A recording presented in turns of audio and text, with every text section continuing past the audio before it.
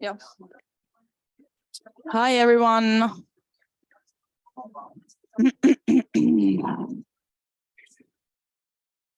Thank you. Is everyone ready to start the meeting? Yes, let's go. This is going to be a long one. So we can open item number 1, which is opening of the meeting. It is now 17:03, and I will open the meeting and close item number 1. Then we can open item number 2, which is recording the lawfulness of the meeting. And now my laptop is not working.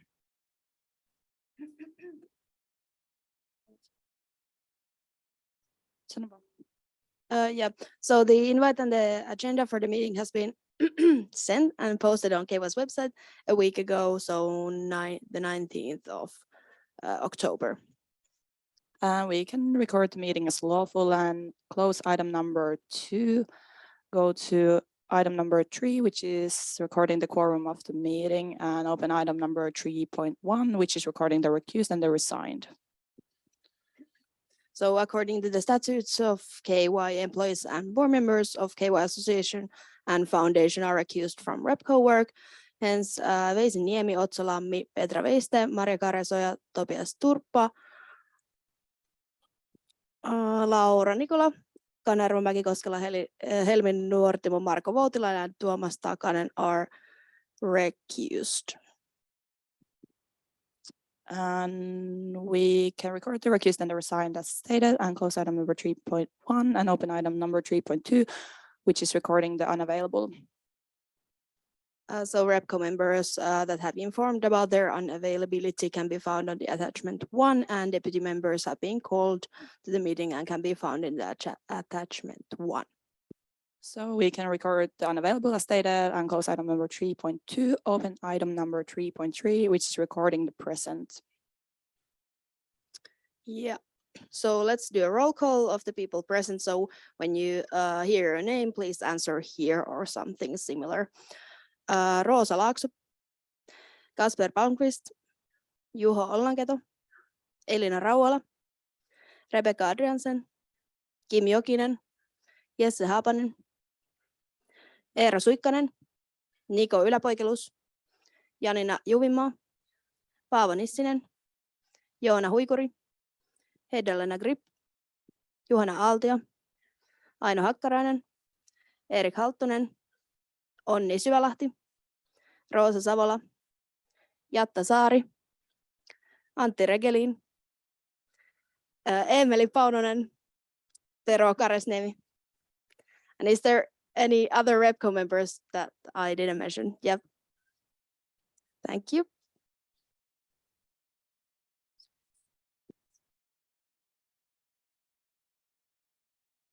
Yeah, so we have present 23 Repco members.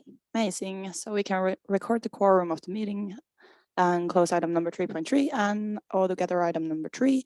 Move on to item number 4, which is summoning the examiners of the minutes and the counters of the votes. Who wants to be an examiner? You, good one. Kassu, kiitos. Thank you. And some other one?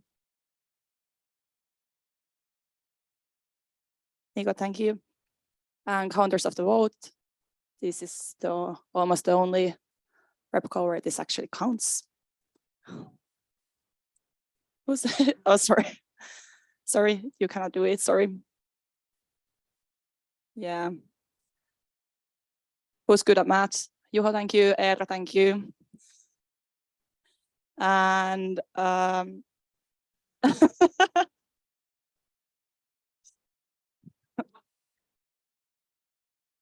you cannot. So it's suola eteenpäin.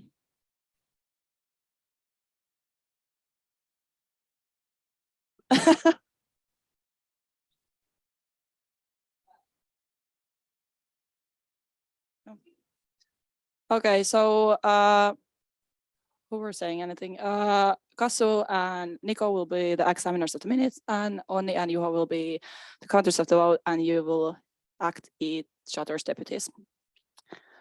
Good. Yes. And then we can close item number 4, open item number 5, which is confirming the agenda. Can we get the next slide, Emilia?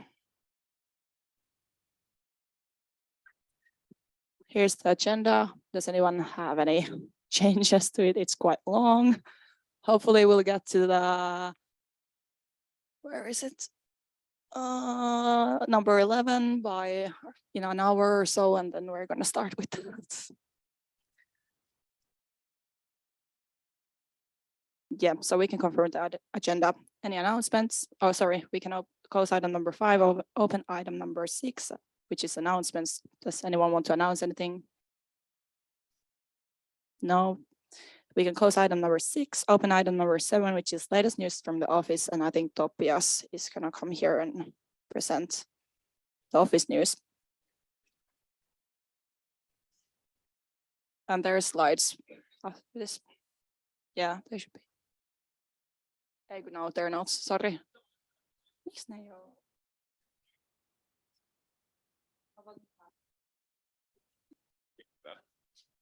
Vassa. Se on aina helpointa.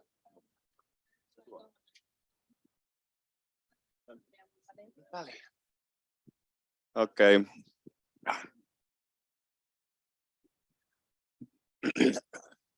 Hello everyone, I'm Topias again here for the almost last time.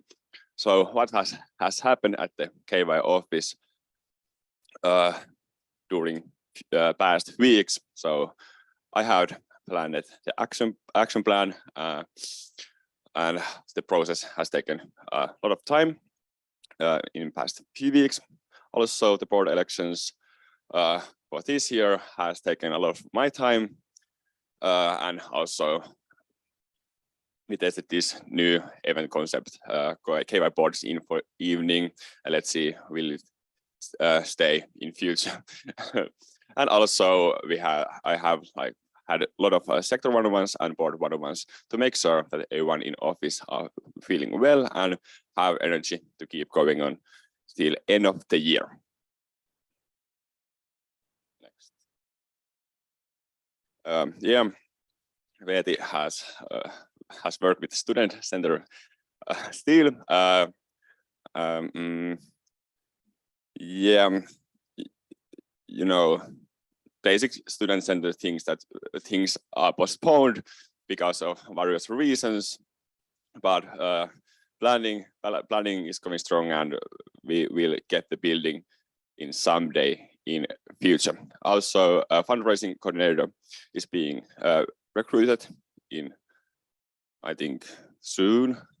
Yeah, soonish. And also there has been discussions about government funding for the building. Veeti has also get the access to the MMKs at the 3rd floor because there has been difficulties with our, what is it called, landlord at there.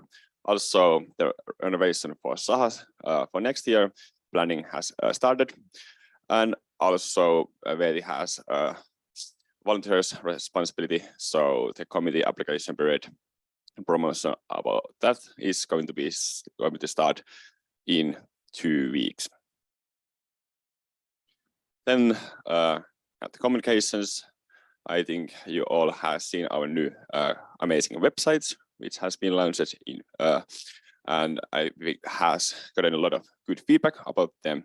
Also, we had, as I said earlier, a promotion for KY board with Info Evening, and also we have this KY office series going on Instagram. I hope you all liked it.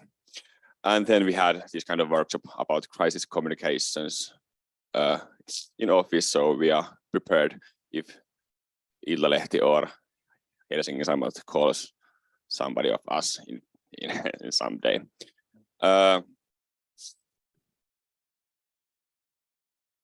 And yeah, basic stuff. And also at the strategy side, no, you don't. And the strategy side, the EIA task force had its 3rd and last meeting for this year. And then later in this RepCo, you hear a little bit more from Laura about how the task force has worked during this year. And so in sustainability side, we had this KYC Sustainability Week, which was in social media, and it was great success and received a lot of positive feedback. Yeah. The culture side, Kuva prepares their last events for the year, and also they have these one-on-ones with all the committee members. And on the student side, there has been meetings with school about orientation and discuss how it went of our view and from the school's view. And then the Mursu Juhla is coming, so rewarding active Mursus and tutors and tutor groups is going to happen in end of November. Yeah. The sports and well-being side, plus clubs, being well is one of the teams. Sauna is coming in next week. Now we have going on well-being week, and then the assessment by lives, which we're going to discuss in a few minutes. Yeah. The academic affairs side, there has been meetings with stakeholders and different working groups. We have had a lunch with Dean, then we had CAC today, and then Veisin had ARC yesterday, and they are going as usual. Also, SYL General Assembly is going to happen in 1 month, and so preparation for that has been going on like a few weeks. And then the regular end of year tasks like testament and of course action planning.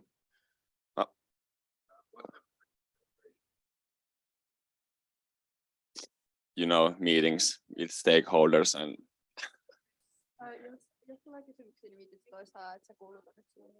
yeah, what kind of preparation has been done for the SYL General Assembly, and Veisin is coming to answer for this one.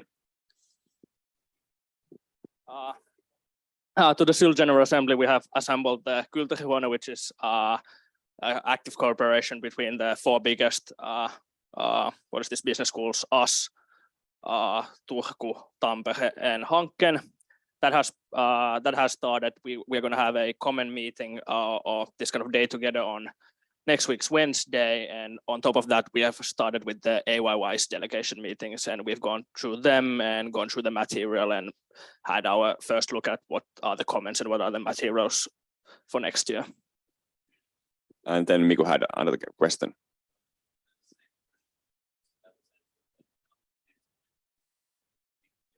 Business schools is the idea to get on the same page and hope they promote like the things that we want from it as well. How, like, what's the topic there? Or is it just to hear what they are doing? The question was that what level the cooperation is and what kind of things are going to be advocated. Well, commonly the things that we try to look at the voice of the business students. So we try to find common things and generally try to work commonly on the issues that are going to come on hand in the General Assembly, and then on the issues of the candidates to the SYL board of next year. We are going to try to find a common ground on which candidates we want to support and who are we going to vote then in the General Assembly.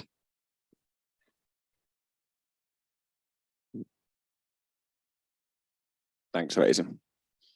Then at the master student and proper side from Maria, AMSS year is coming to end also as all the other committees.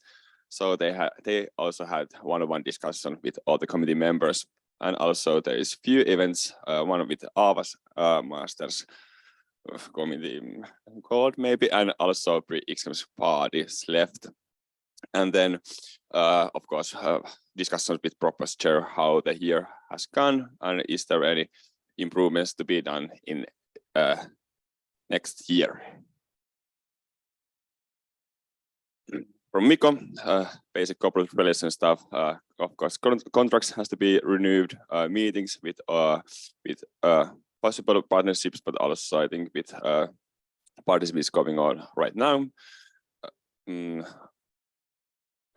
Of the corporate coordinators, corporate relation coordinators, they have, how it's called? They have learned the ways of KY Office, so they can work pretty independently. And also, new Telegram channel Career has been launched from Core. Also, 101's new event concepts with Kova, and also the KY benefits are now live at the KY's new website. And alumni side, they have chosen new board, and then have had discussion with school about some kind of alumni event. Heidi, I think you can maybe say your own. Yeah, so just to put it like short and sweet, so new association coordinator has started his work, and then KY's large painting is causing some brain puzzle. Basically, we've had a painting that is painted to us in the 40s, and it's really big. It's like 7.7 meters x 4 meters. So just trying to find a place where we could put it. Yeah, and then the office is testing a well-being app. Yeah, any questions about the office? Yep. What does the painting look like? Do we have picture in here? I think we can show it in like end of like this meeting, because we have the picture in somewhere in our phones. Yeah. Kim.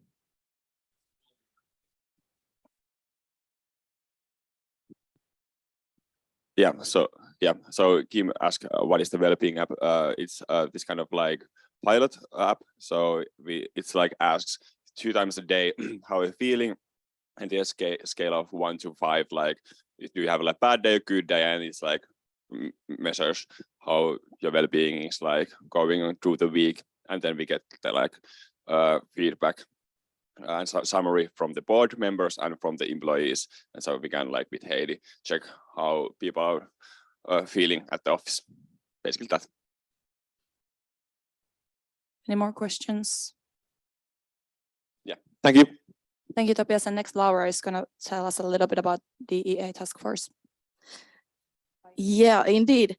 So yeah, good evening, Repco, on my behalf as well. So yeah, so next up, a little summary about our diversity, equity, and inclusion task force and its meeting that was actually held on June. So it's well a while ago, but we really, as being said earlier, regard it as relevant that Repco gets at least some kind of summary about it, about what has been discussed in the meeting and what kind of insights have emerged. And yeah, let's try to keep this short and sweet.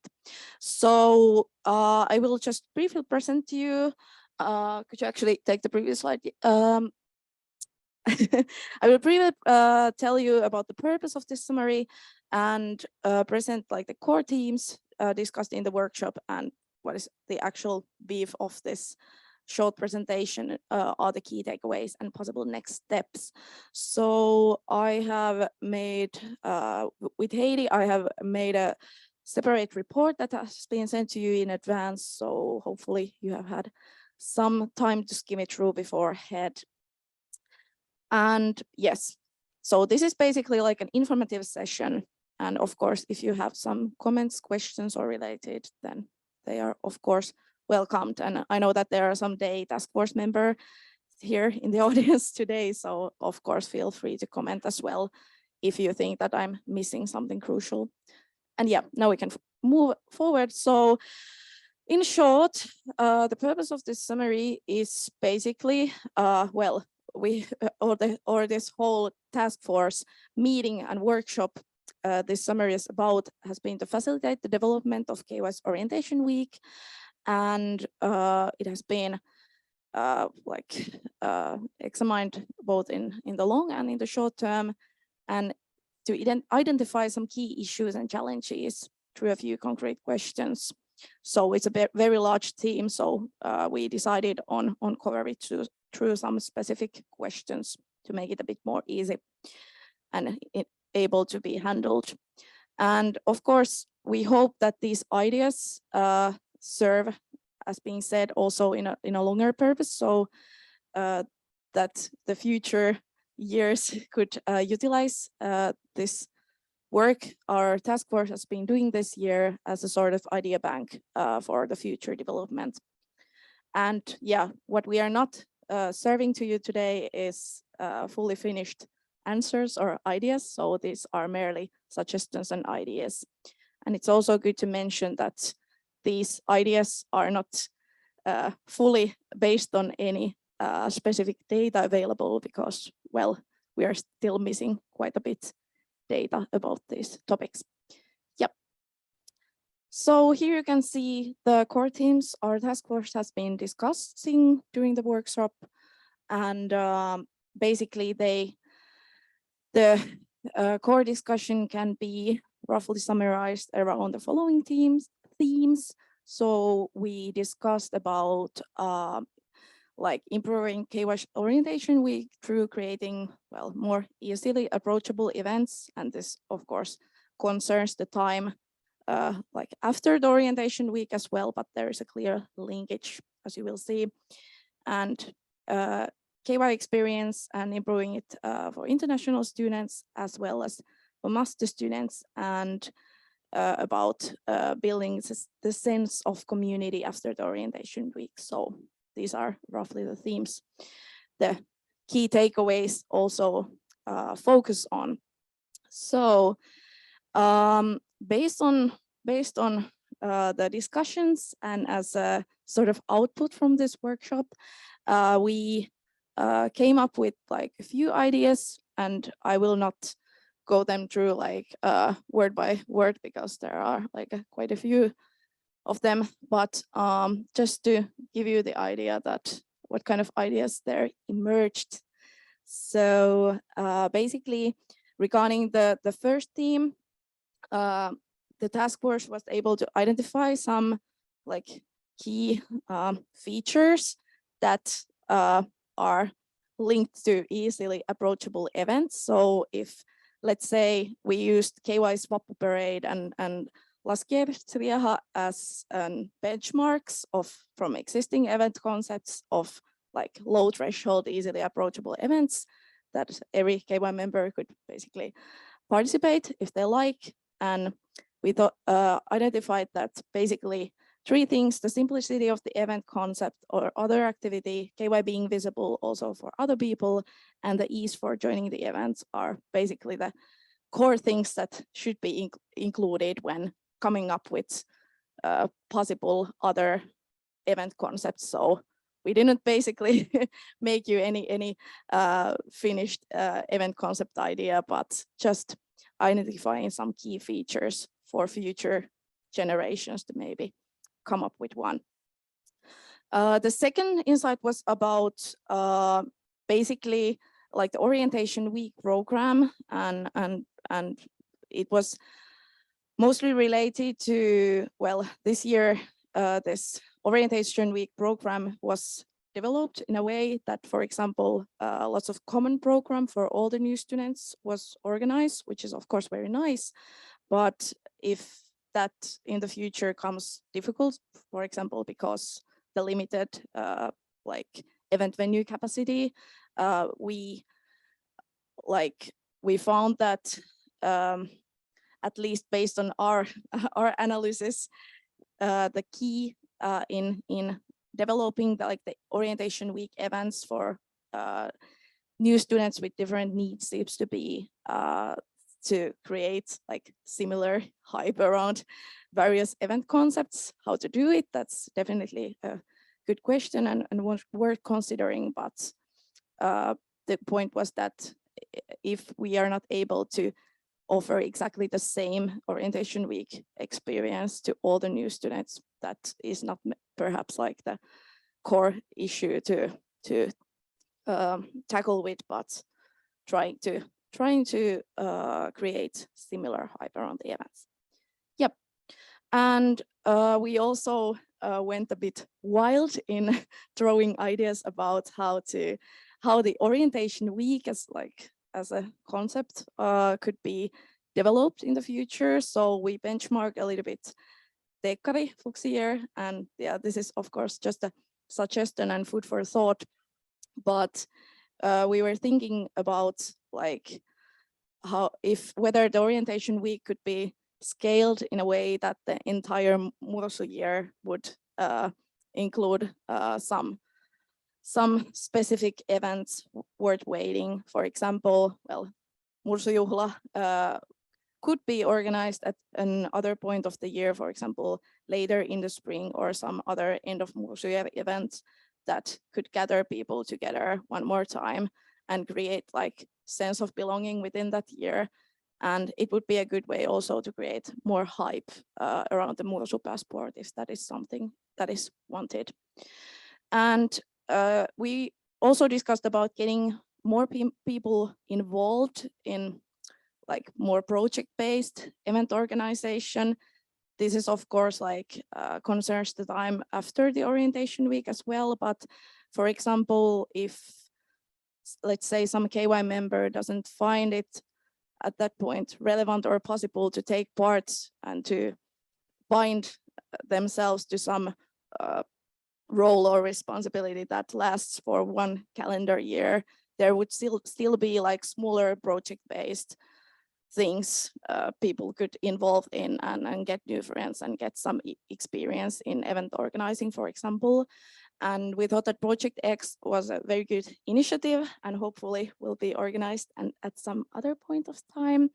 But there could be some other possibilities as well, such as, let's say, volunteer application to help annual ball committee at annual ball, if that is seen as a relevant, and like making this serving duties. So for example, being like a waiter or waitress in the event, like something that basically any KY member could apply for. So creating this project-based low threshold possibilities to participate in the community. Okay, and then last but definitely not least, we also identified that developing tutoring and tutor trainings even further from this perspective might be worthwhile. So for example, like developing the training materials in a way that there would be some practical examples and rehearsals for tutors to identify how this diversity, equity, and inclusion is tied to everyday life situations and how tutors can, with like their own example, support that, well, basically everyone feel that they are included and inclusiveness in the group. So just one example. And also developing the cooperation with different actors such as subject clubs and KY Foundation are some avenues that might be worth considering. But overall, as being said multiple times, at the moment, like the biggest issue in the work of the task force is that we don't really have specific data, for example, or at least as far as I know, we don't have specific data for our like purposes to actually justify that, yeah, this would be a good way to, for example, develop the international students KY experience. So that would still be needed to make more justified decisions in the future. But overall, yeah, we have still made quite progress in a way that some output could still be created based on the existing knowledge. Yeah, I think that was pretty much it. And of course, if you have any questions, feel free to ask and I try to answer. Okay, Kim, go ahead.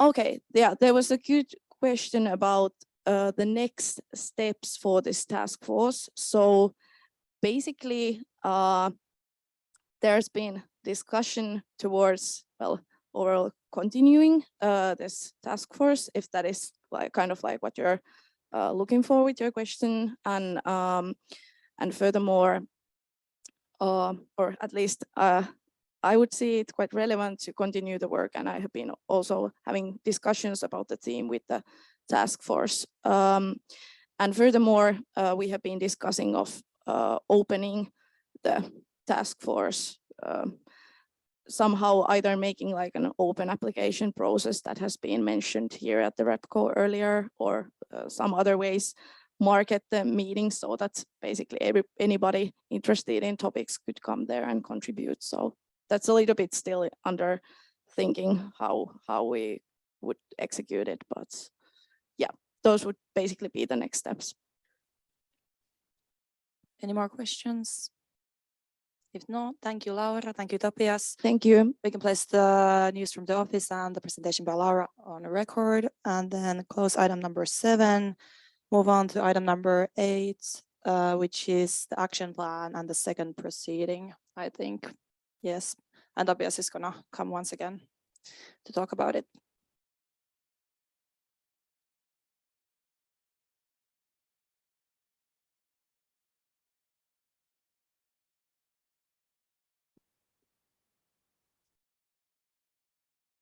So yes, as I said, we have worked with action plan quite a lot in after the last RepCo meeting. This is the process map which I showed at the last RepCo meeting, but there has been little changes which we can see in the next slide in here. Yeah. What has happened after that? So we had first workshop.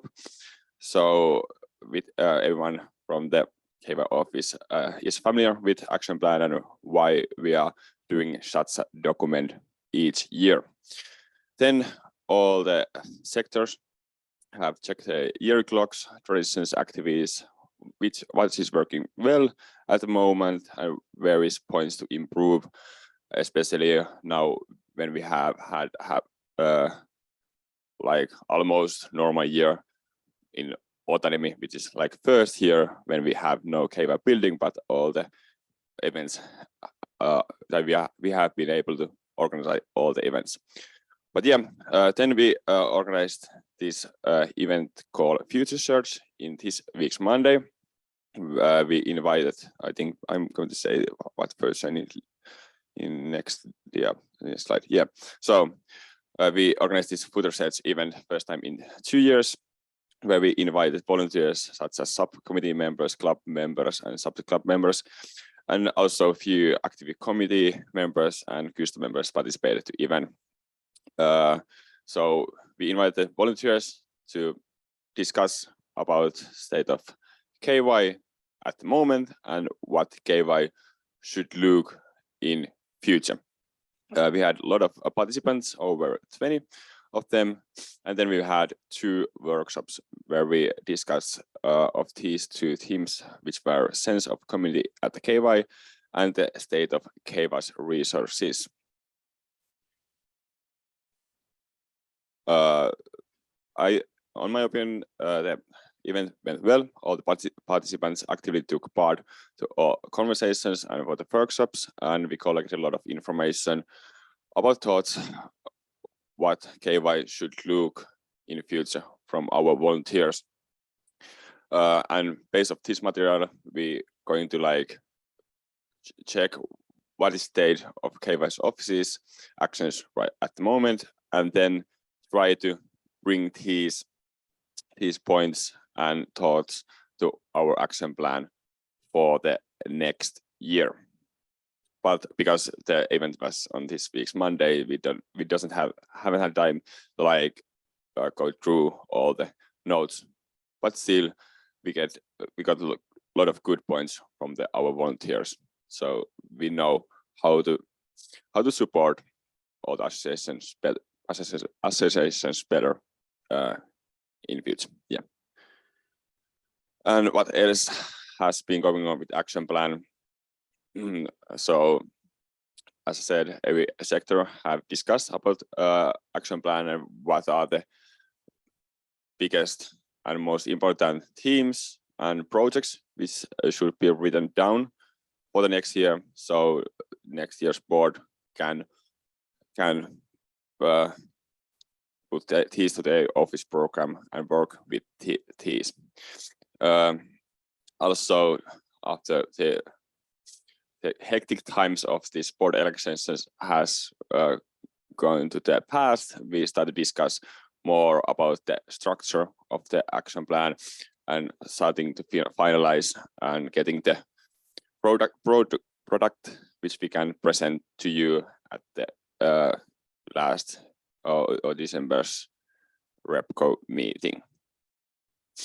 Yeah, and I think that's in a nutshell what has happened with action plan. Any questions?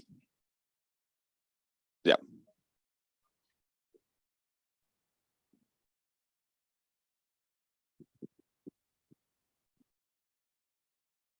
Hyvä palvelu. About the future search, how the participants were divided between the clubs and subclubs, because I think, as far as I know, I think subcommittees are usually quite active, but was there any people from the clubs, or what was like the division between the people? Otso maybe knows the best how the. Yeah, I think I might remember this. So there were two members from each subcommittee, then 3 members from subject clubs, and the rest were club members. So mostly club members, which was really good.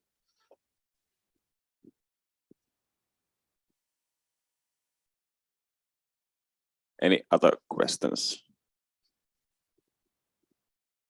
Assume not, so thank you. So we can place this presentation and the proceeding on record, close item number 8 and move on to item number 9, which is the budget estimate, and Heidi is going to be talking about that one. Yes. Okay. Hi. So with the action plan comes the budget estimate, of course. And today we are here in the schedule, so going into more detail from the last RepCo meeting, and then comparing some numbers between years, since you hope to see some kind of like round for this year's spendings.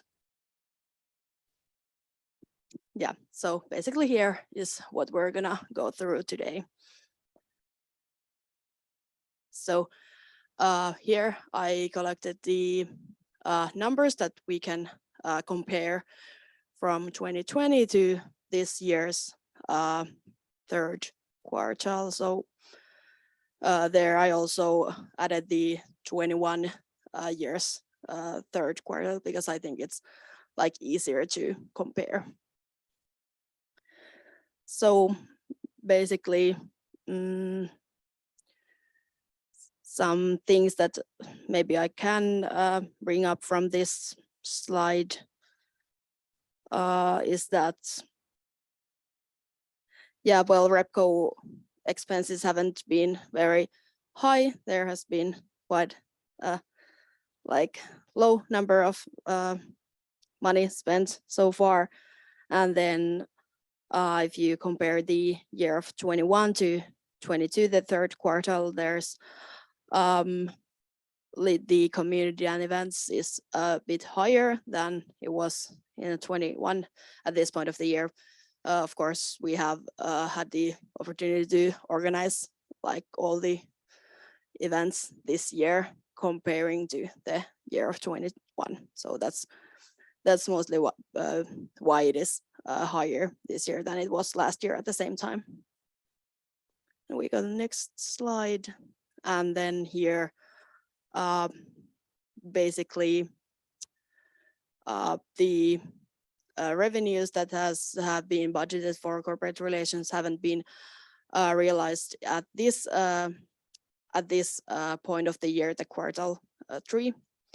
So that's why it's lower than its budget, and it seems like it would be like a lot less, but after this quartal, end of this quartal, it has been like rising.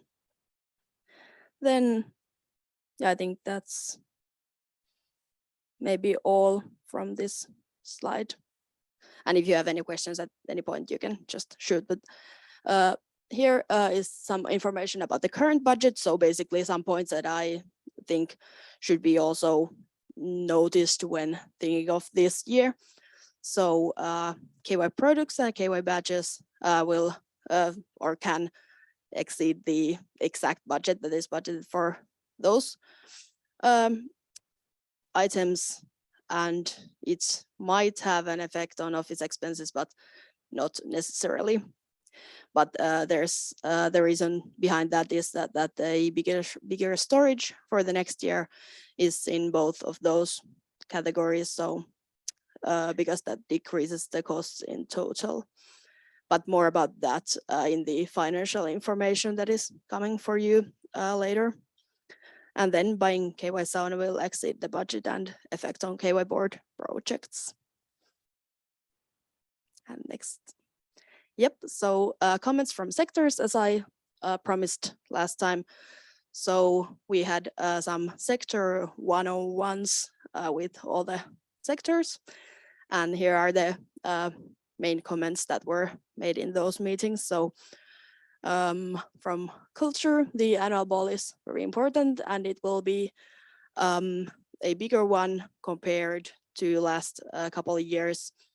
Then the third round, kolmoskierros, could be expanded even more, maybe, meaning that there could be more attendees. Then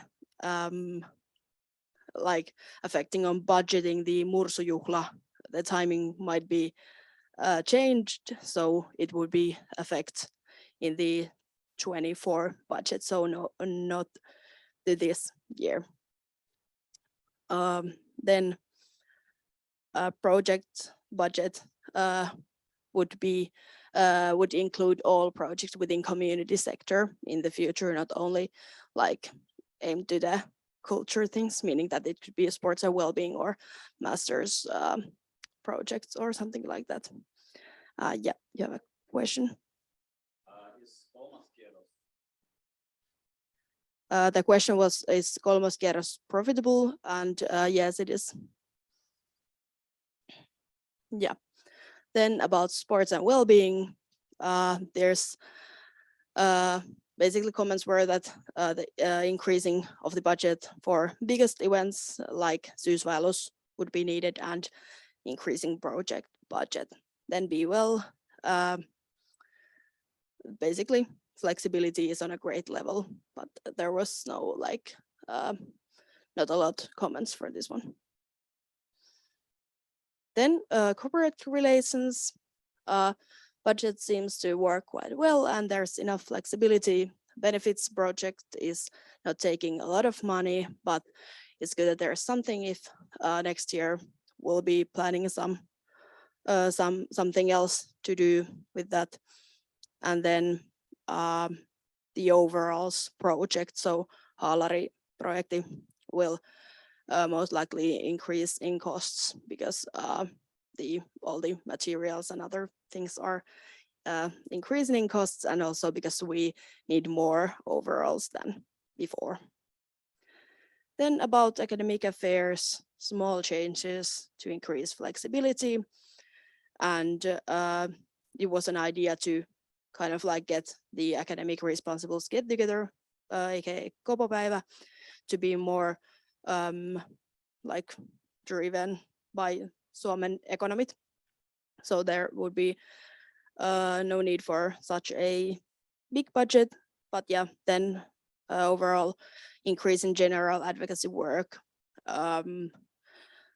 If the responsibility areas within the board stay about the same. So if the academic relations responsible has the time to kind of like spend time and effort for the like general advocacy work.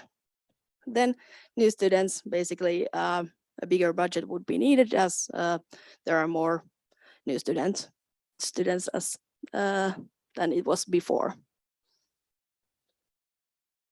Then overall, not comments from sectors, but about increasing flexibility that was brought in the last RepCo meeting.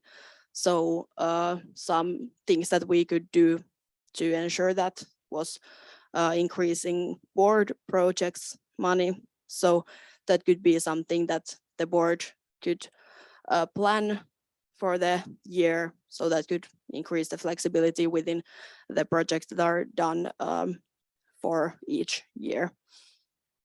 And for that, the internationality moment that was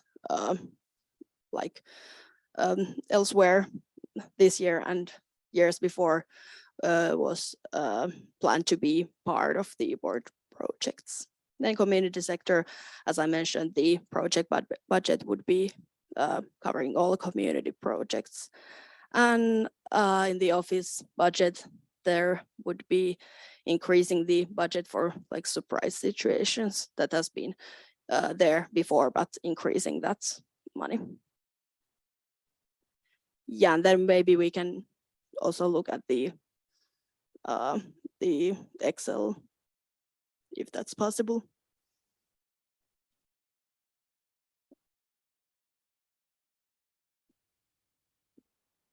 If you have any questions or comments this far, you can, okay, I can bring the mic.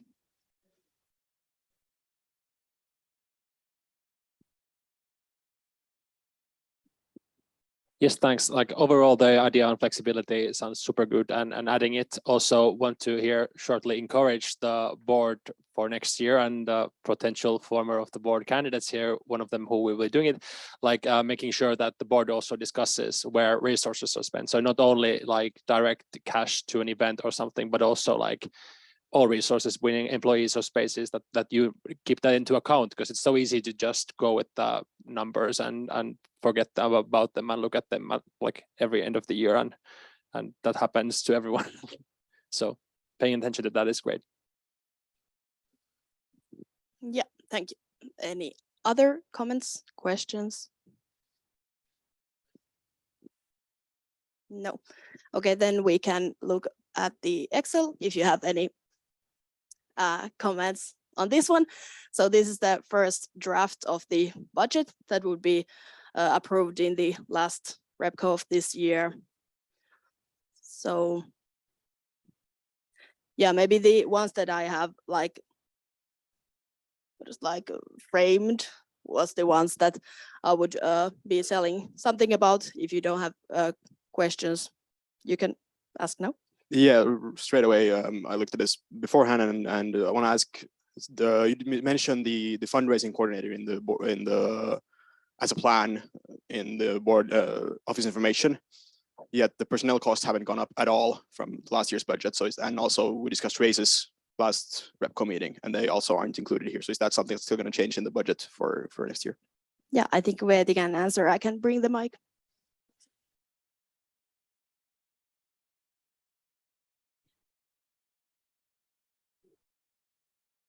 Yeah, the fundraising coordinator is something that's going to be budgeted from the foundation, and we're going to have discussion within the foundation in the upcoming weeks.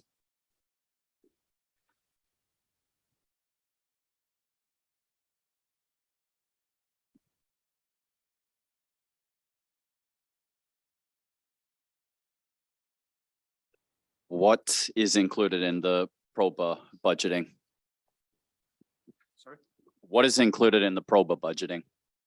Proba. Yeah, the 2,000 that's up there. I can answer that. So it's basically for the buses that they are taking here when it's Vappu or orientation week or Mursuest.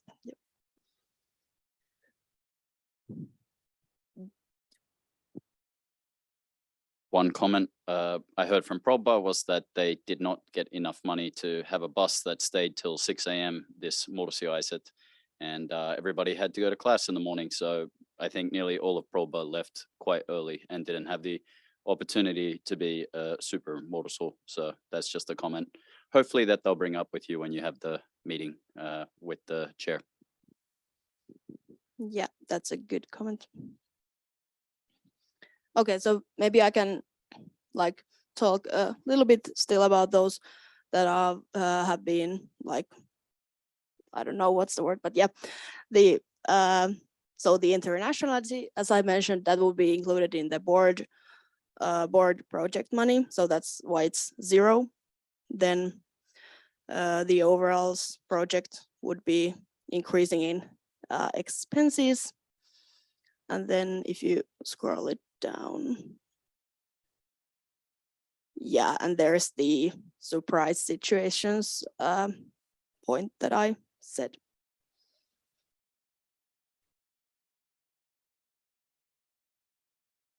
Any other things that you wish to be talked about more now? No. Okay, well, thank you, and I will bring this up in the next meeting.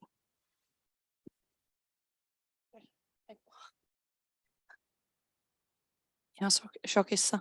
That was all about item number 9. So we can place the budget estimate second proceeding on record, and then close item number 9, move on to item number 10, which is confirming the renewed association bylaws, which is Otso is probably going to come here to discuss about it. And the bylaws are there on a different page.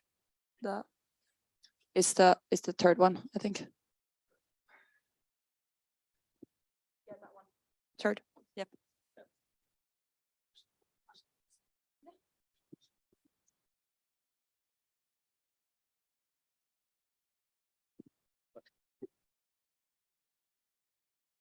Hello. So as we discussed in the RepCo number 7, when we first showed it new association bylaws, which are supposed to be affecting all of KY's associations. We have listened to your comments and also made some other changes.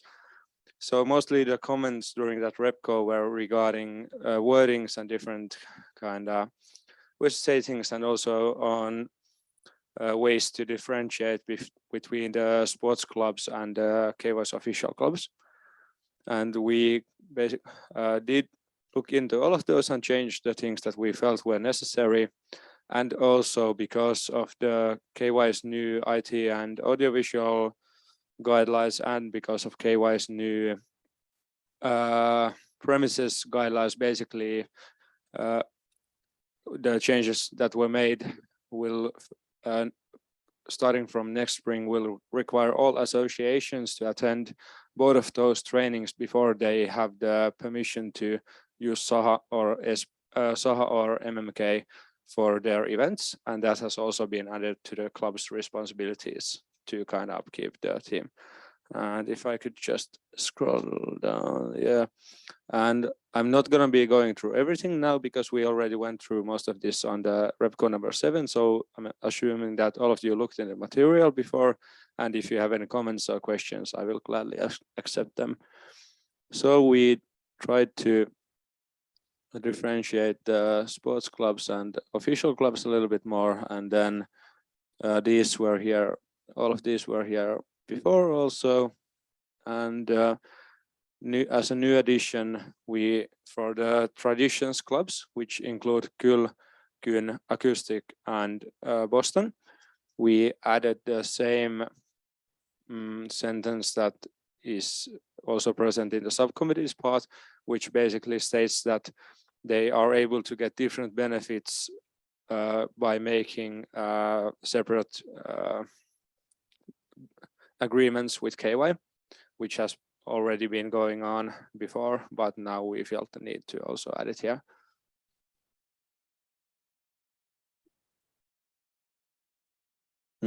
Here we, as per your suggestion, changed from recruiting to the application process, and we added KY's premises training and IT AV training here. all of these other things were here on Repco number 7. And here is the Traditions Clubs addition again. Basically, it's in 2 places because it affects both the benefits and the responsibilities of clubs.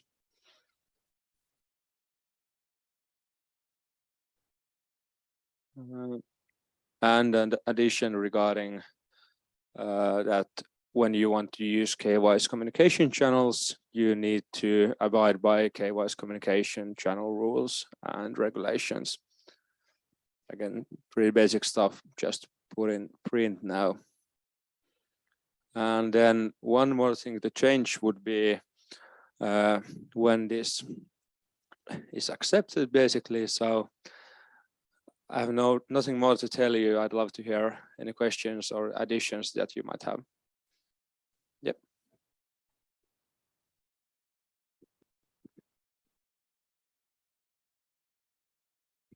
Yes, good stuff has been done there. I would want to ask about the part where the application process has to become transparent, because obviously it isn't that transparent in like all of like current clubs. What does that like practically mean? Who is it transparent to, like everyone at KY, or maybe your position, or who? Basically, application means that the application process is basically that everybody at KY has to be able to find out the information regarding, for instance, when can you apply, where you need to be able to apply. So a club, for instance, couldn't recruit just by telling a couple of friends to come to the interview when the interview is happening. And this is what it means. And if the before the wording was recruitment process, which would then kind of regulate the clubs to actually tell what they made the decisions on, which is actually probably illegal because of GDPR anyways. So this is just that everybody has to have the possibility to apply, or has to have the knowledge of how to apply to a club or an association. Yeah, regarding the lockers that clubs can apply. So I was wondering, of course, there is the wording that hakea, which doesn't mean that everybody will get them, but I think we most likely will have a time when there is not enough space for each club to have their own locker. So should there be like additional part, who is making the decision who get the locker and who not? Well, there's a possibility, but one of the reasons as to why it has been kept in this kind of kept it pretty broad is because, after all, most of these things are still the premises responsible, and association sector will be the kind of final decision makers. And obviously, because the bylaws aren't something that we change every year, and if possible, not even every 5 years.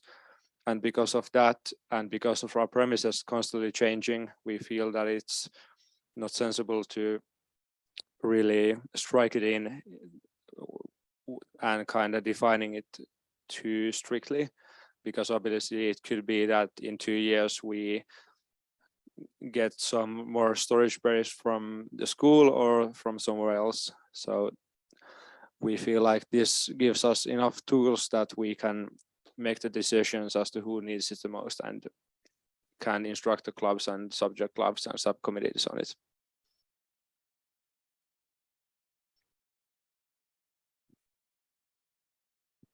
Yes, there's nodding.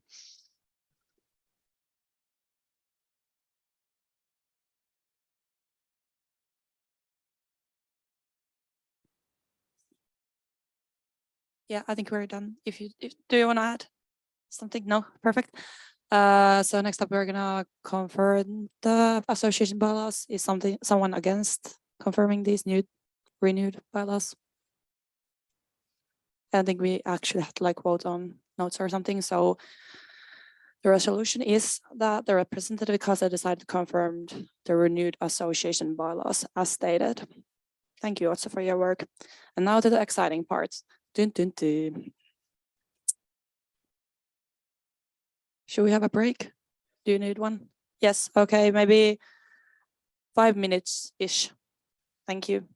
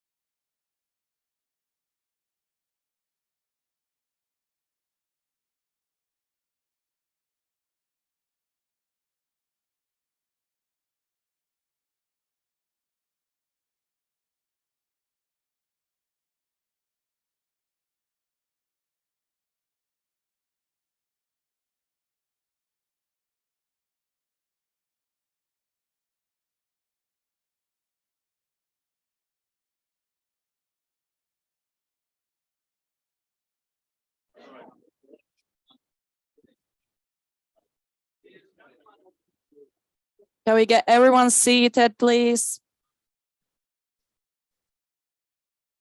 Excuse me. I have the power to throw you out. Still. Ei istuudu.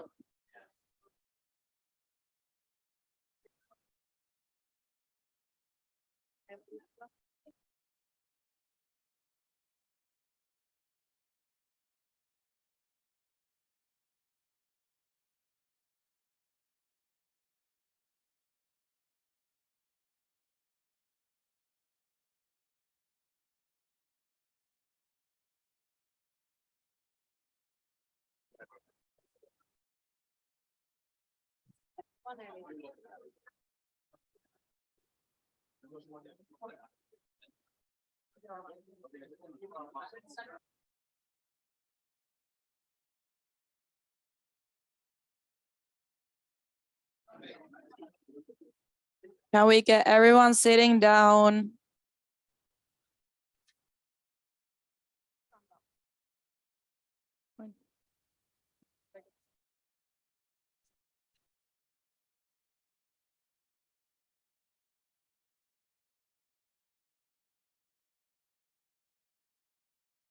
So, as I said before, to the exciting part, we can open item number 11, which is electing the former of the board. And we've had 3 applications for this position, one from Mikko Plinikka, one from Mikko Marjapari, and one from Rasmus Rasanen. Thank you all for applying. Heidi, or do I want to add? You can add. Yeah, so now if someone wants to run for the former of the board, please raise your hand. Is this a hand, Kassu? No. Okay, so I think we have 3 applicants. And the host for the panel will be Maria here. She's gonna get you all through this and record the time and be strict about it and everything. And she's gonna now present how we're gonna do the panel overall. Topias, you have a comment? Yes, this is recorded. So, should we move now? All right, is this on? Good. All right, hi everyone. My name is Maria. So here and there, maybe. But tonight it's not about me. I'm only here to help you decide on which of these 3 applicants is the next former of the board. So a pleasure to be here. A little bit about the structure of the event of the evening. We're going to be here for a couple of hours. Logistics going on a little bit. First, we're going to have each of the applicants here separately to basically introduce themselves and then present their answers to a couple of case questions that they've had. And then I will start the grilling then as well. Then we'll have a short break. And then after that, we will have all the candidates present and then the proper panel discussion starts. All right, any questions at this point? Good. And if and when questions arise, please write them down because we have reserved time for questions from you at the end of this panel discussion. All right, then maybe we could draw the order of the candidates. So if you would step on up here.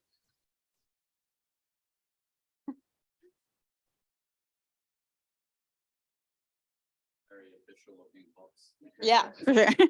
All right, just draw a card.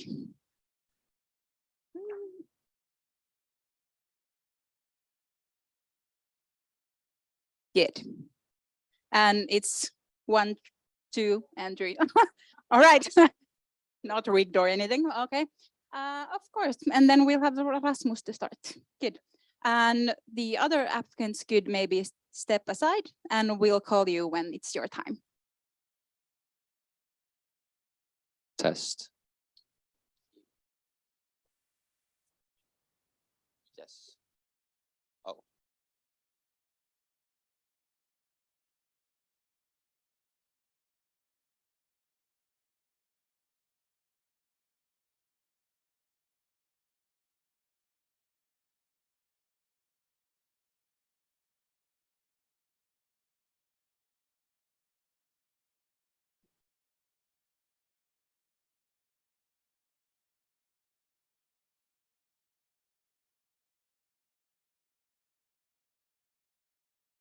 can start.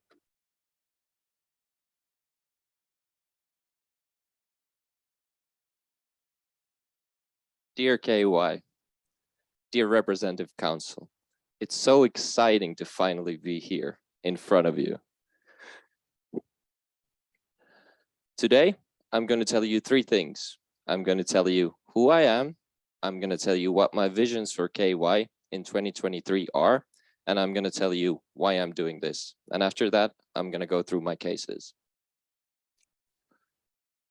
First, who I am. I'm Rasmus, a Kyltari and a Teekkari with a diverse KY experience, a lot of all the connections, and most importantly, a big heart for our community. I'm a former employee of KY, but I'm also a former volunteer in our association field. As a person, I'm an outgoing and passionate person with a goal-oriented mindset, but no one left behind attitude.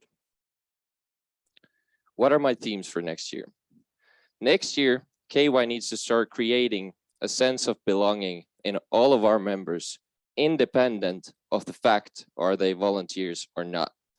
Next year, KY needs to start taking its place in Otaniemi, both within our community, but also outside of our community.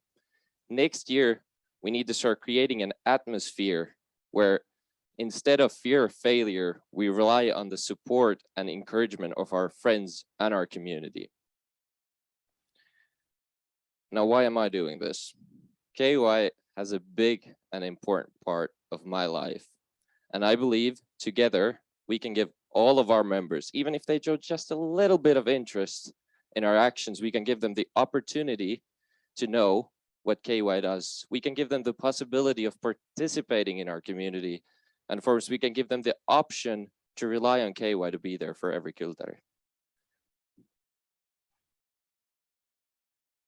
Now, moving on to the first case. It was about KY's way of working and choosing one that fits me the most, in my opinion. I chose there for every Kyltari because of three reasons. First is feedback. I believe that we need to start asking feedback. We need to set the example to our members that they have an impact on the path of KY so that they start feeling the feeling of belonging in our community. But we also need to start being open-minded in Aalto to better help integrate us into this community. We need to be able to be open-minded about Aalto, but I'm not saying we need to bring Aalto to KY. I'm saying we need to bring KY to Aalto. And most important of all, we need to be able to create approachable positions for all of our members, not just the active volunteers, but also the other members that are not active, because that's how we can show the atmosphere we're trying to create at KY. Now, in the case, you wanted me to go through what's working right now and how I would improve, and I want to go through it with each category at a time. First, with feedback. We've had previous surveys like the member survey in 2021 and the study survey in 2022, which were great. And then we've had individual channels like the Future Search Forum this Monday, which were great. But I think we need to start continuing on this and create a new member survey in 2023 to really create that feeling of systematic feedback, that we listen to our members yearly. We don't just listen once, we listen to them systematically. But we also need to start creating clear channels because as heard today, the Future Search Forum was last held in 2019, and we need to start creating the expectation that those are yearly so that our community knows that we're listening to them every year. For openness, I think, as said before, this is the first year that we're actually not Otaniemi without the building, and we've established a lot of events that are inclusive and open, like the Aalto City Challenge. But I think we need to be able to prioritize those scalable events, those events like Aalto City Challenge, where we can throw resources and make it bigger, and then advertise it both for our members, but also throughout the Aalto community, so that we can actually show everyone what's it like to be Kyltari. Approachable positions, I think this year we did a great job at trying to create projects like Project X, which was open for everyone. And the only thing I would really fix about it is run it in a better time frame at a better time when people are more susceptible to events like it. Now, looking at the bottom row, that looks like goals for next year, right? And that's why I thank you for this case, because I didn't realize, but I could actually derive goals for next year from it.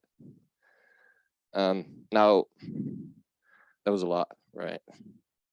I'm moving on to the second case. Thank you. What are KY's essential functions and how can we ensure their operation? Well, for me, KY has two core functions, culture and advocacy. And inside of these, we have volunteers and traditions. And inside of advocacy, we have academic and well-being advocacy. Now, let's dive into how we can ensure that we have volunteers.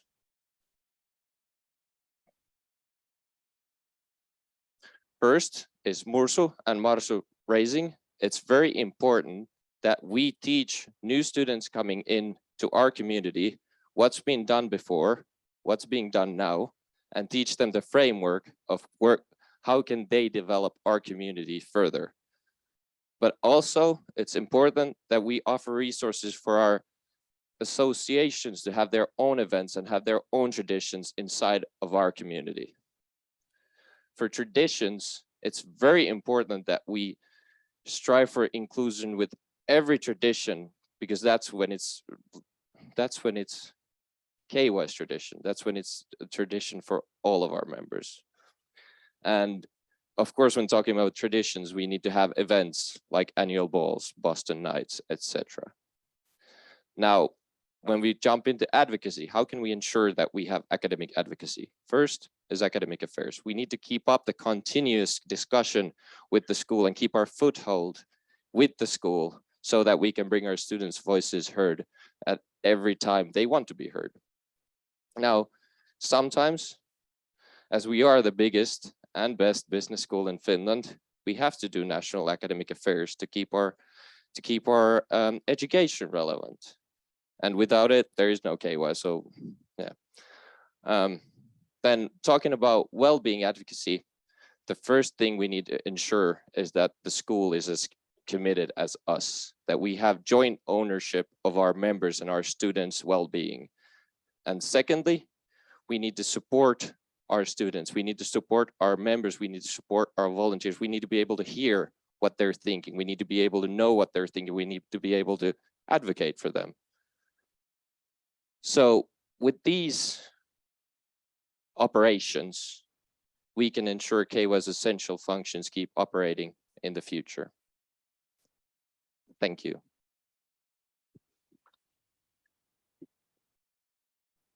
Thank you, Rasmus, and you can keep the mic and I will scoop on over here. Thank you for the presentation. And then we'll move to a little bit of questions. All right, in your presentation, you did mention well-being, but that didn't show in your application. Why is that? Because I think a well-being is part of every decision, and I don't think it needs to have a differentiated goal. I think it needs to be a part of everything. And in my mind, it's part of everything. All right. You mentioned creating a working environment with safety nets. How would you concretely create a safe environment for people to try new things? To try new things, it's about first setting, of course, the common goals for people, then dividing those goals into, minor targets, and then giving them the freedom, but also giving them the expectations of those minor goals. And when they're not succeeding, the individual support, listening about their journey to that goal and giving them the freedom to work towards that goal, but being there every step of the way if they need it.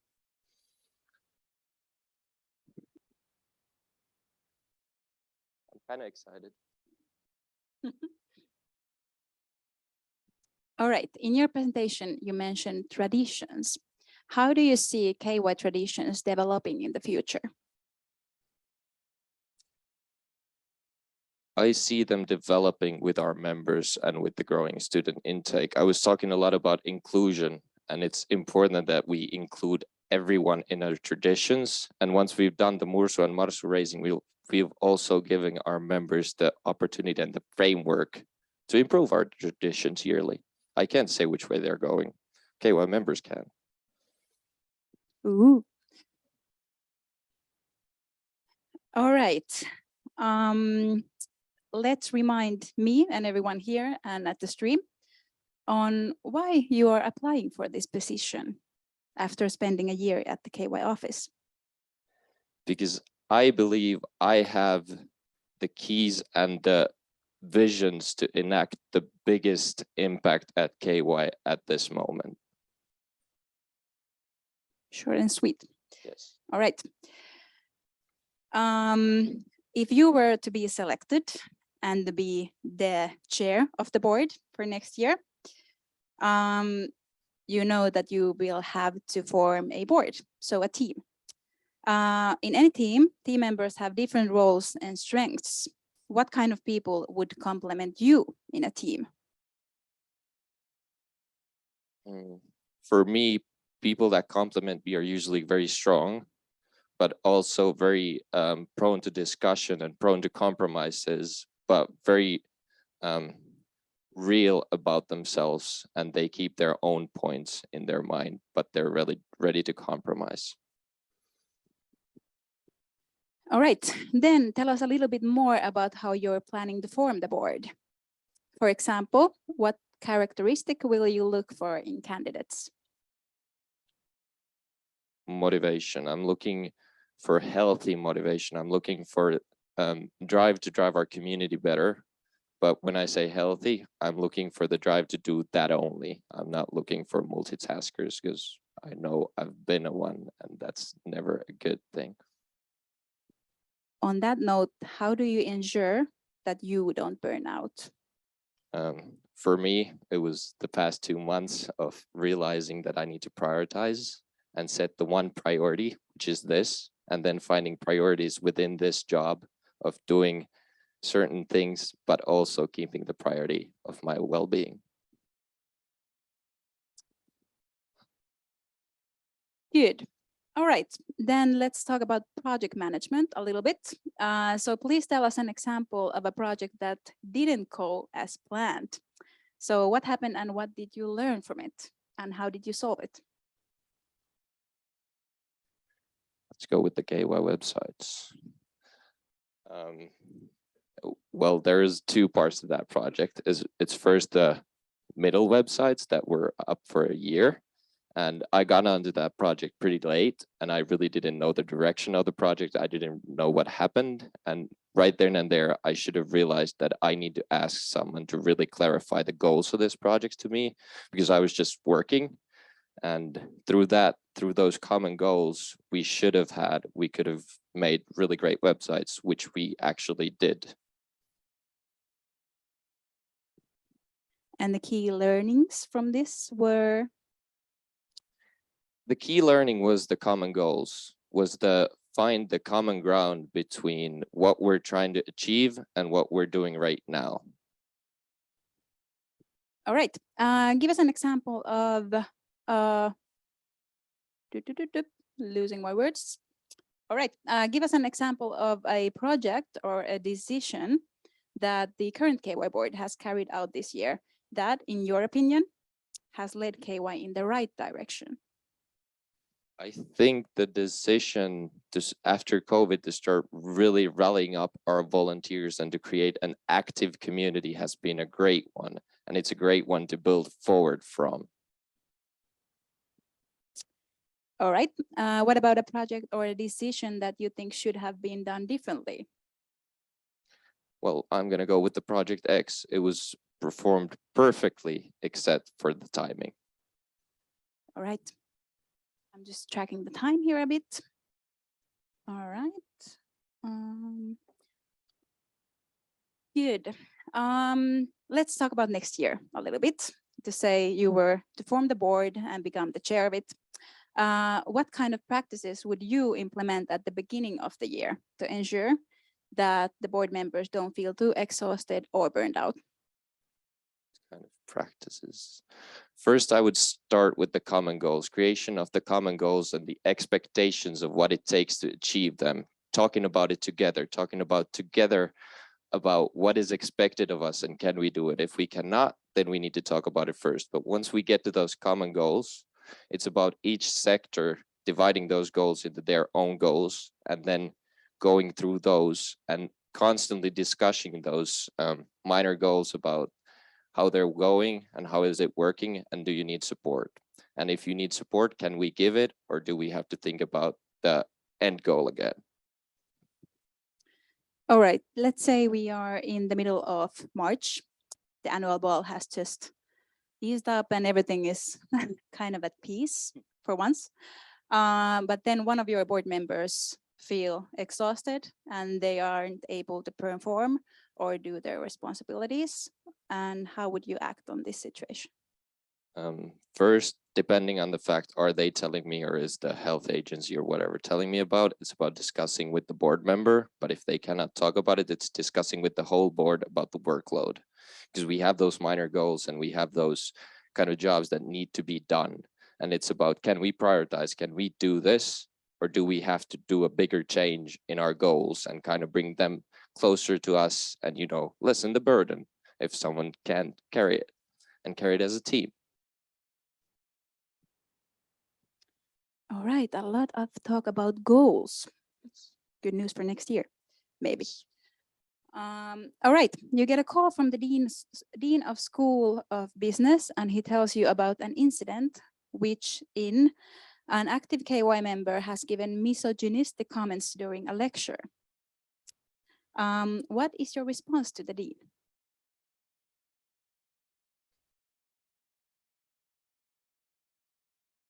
That we are not responsible for the actions of one of our members, but we will help and support him through this.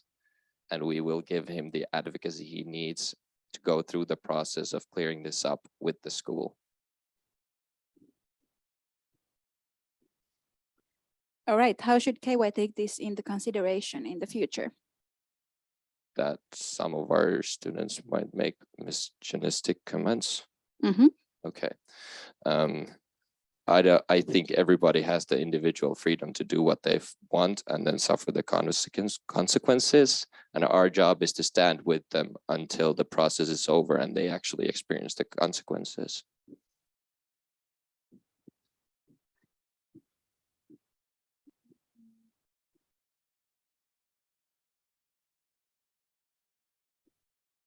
All right, then a little bit about the Aalto community. What kind of concrete ideas would you have for KY to take a better step in it? Well, the first concrete idea that comes to my mind is the AYY Repco elections this year, which is a pretty big topic. And we should really start taking the role of, we don't care which party you go to, as long as you, as a Kylteri, will apply. Because we need more power and we need more strength at AYY decision making to really drive the rights of Kylteris.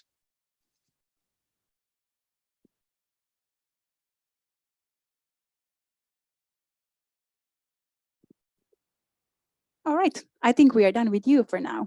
I think we could take was Mikael next.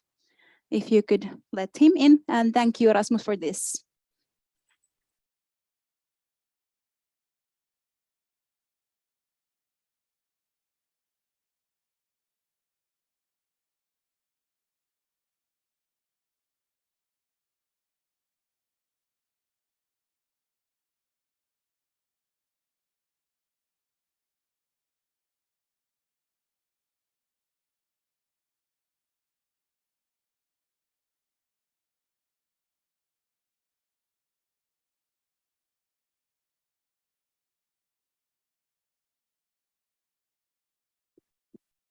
Just have a little stopwatch here, so let me know when to start. Just to change the slides. Beautiful.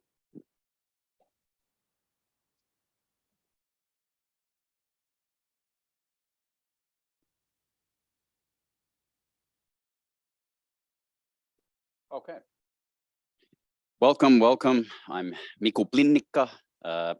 Quick background about me is, well, actually, we'll run through my motivations, recap from the last year and the cases. Quick background about me is that I'm from Australia. I have Finnish parents. I came here for army service, if you didn't know. I heard about Aalto over there, and then I came here to study. I can't talk about it all day because I have 10 minutes. So my motivations are pretty simple. I have a massive heart for this community. It's become every single part of my life since I came here. Almost immediately when I came into Mikkeli, I jumped into being a very active member of the community. I did apply for Proba and Nesu. I was unfortunately unsuccessful, but I think that illustrates that I have been here present in my current way since the beginning. I think that this place has become my home physically, mentally, my friends. It's where I spend all of my time. It's where I work. It's where I volunteer. And pretty much everything I've done this year has revolved around being here, being with friends from the community, or working here. So I have a lot of experience and knowledge of the community, probably not as much as many of you here, but if I could get the chance to give even a little bit of it back and have somebody experience the same things that I have, I would be more than happy. So that's why I'm running for the board. So my year to date, I think this is the most relevant, is that I've been a part of 3 different clubs, many organizations, and it's not like that I just show up there and I'm like, yeah, I'm part of this and I'm part of that. I've actually been super active this year. So I think that the stats are there if you could be bothered to read them, but I've made it to nearly every single meeting for every club that I've been a part of. And the only times I've missed things is when I've been sick, I had a vacation during the summer, or there was conflicting schedules. A little bit before my year to date was that I worked in hospitality for about 7 years in Australia. My role there was to manage events, weddings, balls, political dinners. We had the Queen come and visit once, got to meet the Prime Minister of the UK. And I think that it's not a coincidence that I get these kinds of responsibilities time and time again. So since we're short on time, let's go through the cases. Now, I made a small mistake on this slide. I realized just a couple minutes ago, but the question was KY ways of working were identified, sustainable in all forms. They shows in our actions, and that we're there for every kulttuuri. So I chose the sustainable in all forms, which you cannot see here, but I chose it because currently I think that we can move forward a little bit. Being sustainable is super important for the longevity of our community. This encompasses being financially sustainable and also to ensure the well-being of everybody here. It doesn't work if volunteers are getting burnt out, if they're getting tired, if they're not excited about the events, and if they're not interested. The other part of sustainability is, of course, showing in our actions towards climate change. I feel that for our members, it's super important that we represent their beliefs, and being active on the climate side of things is something that most people in the business school are definitely for. In being sustainable, it's important to set a good example for members and also for other universities around Finland. Sustainability also covers people's well-being and advocacy. And I think those things tie together quite tightly. If people are getting supported in their academic life, they're able to get the opportunities to do the classes they want. They have time with the professors. They're not so stressed out about assignments because the schedules aren't ridiculous, and many, many other things, then they're going to feel better within themselves. Now, currently, I believe that KY is doing quite well on the topic. but it's incredibly challenging because we have 200 new students per year. I have been hearing in the last few weeks that people have been going to lectures and some people have had to stand outside because there's literally not enough space inside the building. And I think that in terms of advocacy, it's really important that we push for more resources from the school. I think that one potential solution that, of course, Vaishin's been working hard on is to think about having more teaching assistants. So there's a lot more flexibility in the administration of the classes. So people can watch recorded lectures at home in case there isn't space in the lecture. They can work on the side if they need to, particularly master's students. They don't graduate very quickly, a lot of them. And part of the reason is because they are unable to get here. They have jobs. I mean, they have a career. It doesn't make sense to be studying when you can make 4 times that money in the office. So moving forward. Yes, I have too many slides here. My apologies.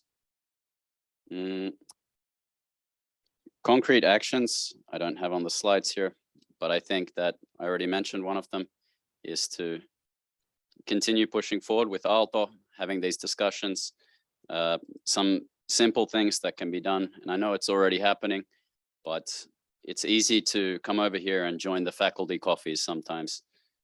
Most faculties have them every single week. It's a good opportunity to come sit down, talk to people, understand what their issues are, provide yours forward and move on in that way.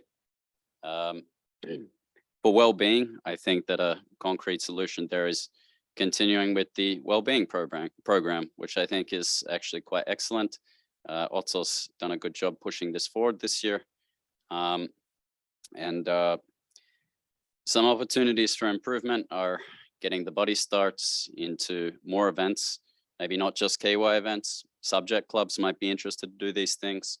Other large events, for example, the Kymppisuora, I think at Kolmas Kierros, the Buddy Starts was piloted there. It could be a possibility over there too. So people have friends everywhere they go. And I think on the sustainability front, in terms of climate and recycling and these things, offering more opportunities for people to recycle things after events, maybe providing some labels that are already printed and available. People can just stick them on the wall that says trash goes here, cans go here. So they don't have to be written up every single time with people taping up garbage bags on the wall. And often as it goes when organizing events, people run out of time to do these things. Moving forward. Whoop, whoop, whoop. So case number 2, the essential functions of KY. So we have a growing student intake and I was asked to cover the essential functions. So I think that these are, in my mind, the top 3. So advocacy, of course, it's in our history. And if everything else were to disappear, I would hope that KY would still have a voice for the business students, because I don't feel that AYY is really doing enough advocacy on our behalf. And they do have, well, 10,000 other students to look after. Enabling well-being is incredibly important. I feel like if you are well, you will succeed, or at least do a lot better than if you weren't. And continuing with these aforementioned projects is highly critical to everyone's success. And I think continuing with the strong orientation weeks, working with the tutors, providing them more training and trying to keep them excited during not only the orientation week, but for the months that follow. I know that some tutors definitely just drop off the radar and completely disappear in this time. And particularly important for the international students who come here, because they don't speak Finnish, they don't often fall into the same circles, they don't know people here already, they don't have family, they don't have networks, things like this. So I know that it was already mentioned in the updated strategy, but I wrote these before I saw that, obviously. So it's good to see that KY is of the same mind as me. I guess I'm out of time. So thank you very much. That's me.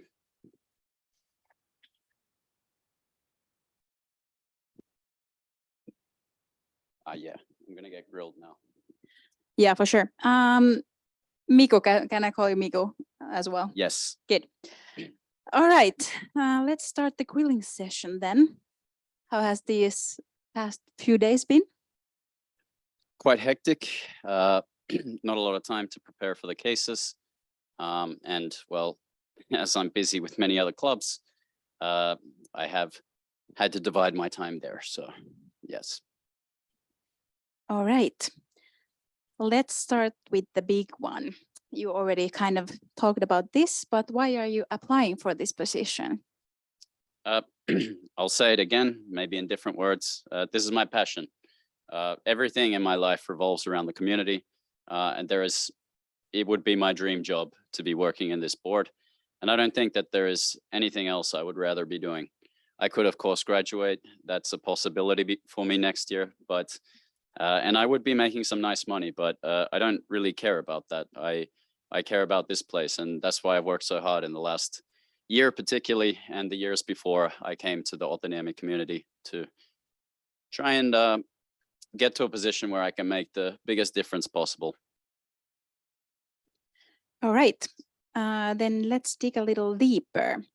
So in your application, you said that communication with community roundtables and feedback forums are largely ineffective. There are better solutions to stay grounded to our associations.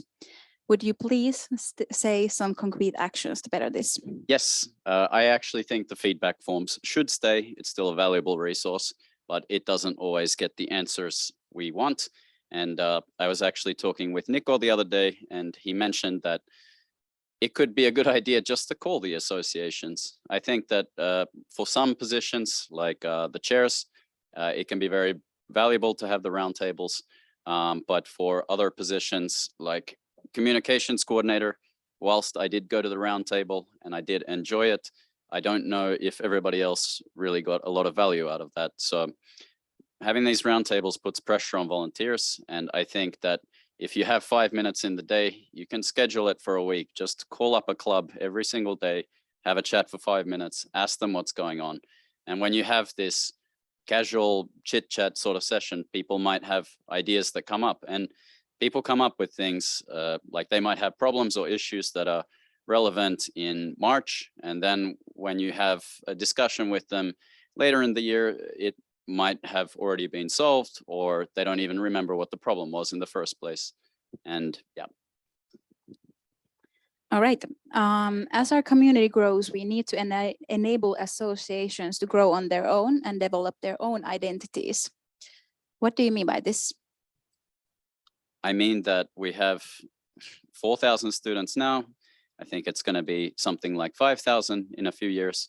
It's quite impossible to maintain a cohesive community between all those members, because there is so many different people from different backgrounds with different ideas for what they want to be doing while they're studying. And I feel that subject clubs are definitely going to have an increasing importance.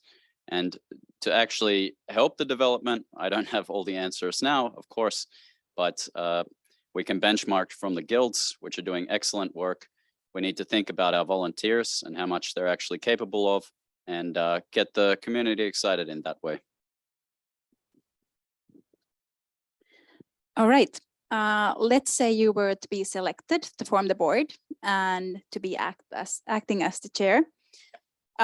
You would need to form a board, which is a team. So in any team members have different roles and strengths. What kind of people would complement you in a team? I think the kinds of people that would really complement me, this is a different version of the question than what I expected, by the way, but somebody that has design skills, because quite honestly, I'm terrible. I can do very basic, sort of make it look nice, but somebody who's great with designing PowerPoints, making nice visuals, that's very important. Of course, people that I can trust, that are open, I'm able to talk with. And of course, part of my role would be to build that trust. And to do that, of course, is to try and have some fun, talk to people regularly, have checkups, and let people do things on their own. If I trust them, I feel that they will trust me too. So, All right. Tell us a little bit about how you're planning to form the board. For example, what kind of characteristic will you be looking for in candidates beside design skills? yes. I think that there is 4 things. I thought about this the other day that are super important. The diversity of skills people have, diversity of experience, diversity of gender is also important. Depends who applies, of course. That can't be affected much by me, but and finally, somebody who has really strong knowledge of the Finnish political system, because the decisions that are made higher up in the government are going to affect us eventually.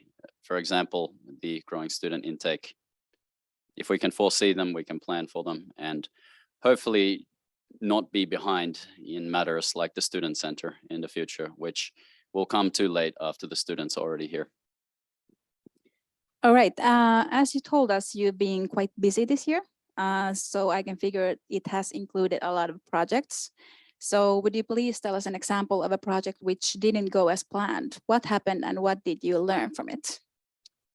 Yes, I think the most relevant one and the biggest one was working in Aalto ITP. It was a really challenging year for us this year because we had a lot less students apply than we expected. Last year, there was something like 80 people who applied, and this year it was more like 60 minus maybe 10 who were not really eligible for the program. And I think that what I learned from that is it's all right to fail sometimes. I mean, we did everything that people the year before did, and some other things, but sometimes things change from year to year. I know the jobs market was very hot this summer. There was a lot of people working in the summer. And of course, if you have a job in the summer, you probably don't want to do studies. And I think we had a leadership change halfway through the process, and that really impacted how we worked. We kind of were left to do things on our own because our new boss, was new. They had to learn. They didn't know what they were doing. So I think that what I learned from that is it's okay to fail sometimes. You have to try your best, and you're not always going to get the support you need. And sometimes you just have to take initiative from those failures or shortcomings, I should say. All right. I'm guessing you have inspected the actions of the current board. So give us an example. Somewhat. Give us an example of a project or decision that the current KY board has carried out this year that in your opinion has led KY in the right direction. I think that a really nice one actually was updating the website. That looks fantastic, but I think that's a little bit of an easy pin to knock down. I think that one of the best initiatives this year, I don't actually have knowledge of exactly when it was started, but the Be Well program, I think that is really the nicest thing that I have seen this year. The tutors, the Buddy Starts, excellent idea. And the idea that we have actually people who are dedicated to look into people's well-being rather than just saying, yeah, we're interested in well-being. And I think that's been probably the best one, in my opinion. All right, let's then talk about a project or a decision that you think should have been done differently. Can we come back to this question? Sure. All right. Let's say you were selected again and to be acting as the chair of the KY board for 2023. What kind of practices would you implement at the beginning of the year to ensure that the board members don't feel too exhausted or burn out? I think that the first thing is to build trust with each other and communicate. It's easy to say, but I believe that letting people know it's all right to take a little bit of time if you need it. Things are not always going to go the way you want them. And if you're feeling tired, you need to ask every single time when you see each other, how are you feeling? How are you doing? Do you feel like you have too much work? Do you feel like you don't have enough work? Do you feel like you're overperforming or underperforming? And I think that when people feel like they're underperforming, it typically means that they're tired. They have too much on their plate. So I think it's all about discussion with the board and talking with them. And of course, having the fun activities and getting to know each other along the way. Because when you know each other, you have trust and people can open up. All right, let's say we are in March, for example, and one of your board members come to you and they say that they can't perform, do their tasks. What do you do? Tough question. I think the first thing is that people's well-being comes first. KY is really important.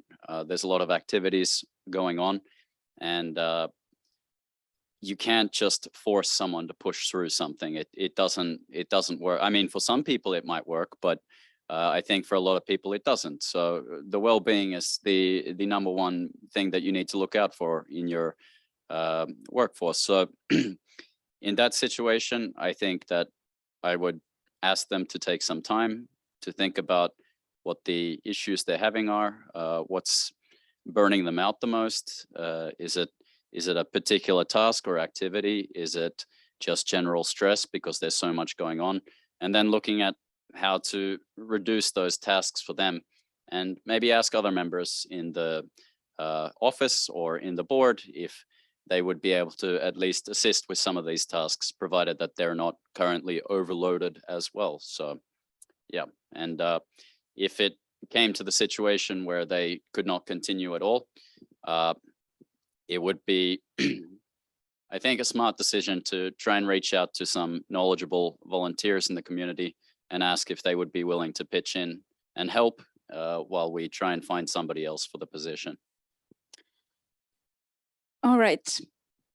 All right, a little bit of a case question. You get a call from the Dean of School of Business and he tells you about an incident which an active KY member has given misogynistic comments during a lecture. What is your response to the Dean? Hello, Dean. I shouldn't laugh, it is a serious issue, but I would let them know that, first of all, we have a code of conduct in KY and this kind of behavior breaks it. I would inform them of the process, which is that we would report it to the executive director, and then the chair of the board is also informed. Well, I guess that would be me in that situation. I would be informed. I would talk to the executive director, and then we would try and arrange a meeting with the person to see what their thoughts are on the issue, if they understand why it was wrong. And then once we have the information for ourselves and any other information we can get, if there was people that were particularly affected by the incident, if we could talk to them as well, we can put together a proper understanding and then get back to the discussions. So yeah, that would be the thing I would say. All right, let's dig a little deeper, although I think you answered this a little bit, but how should KY take this into consideration in the future? Take what into consideration? These kind of incidents. I think that the current way things are being handled is quite good, and I think it should remain more or less the same. If there is an issue that requires legal action, of course, we contact the police.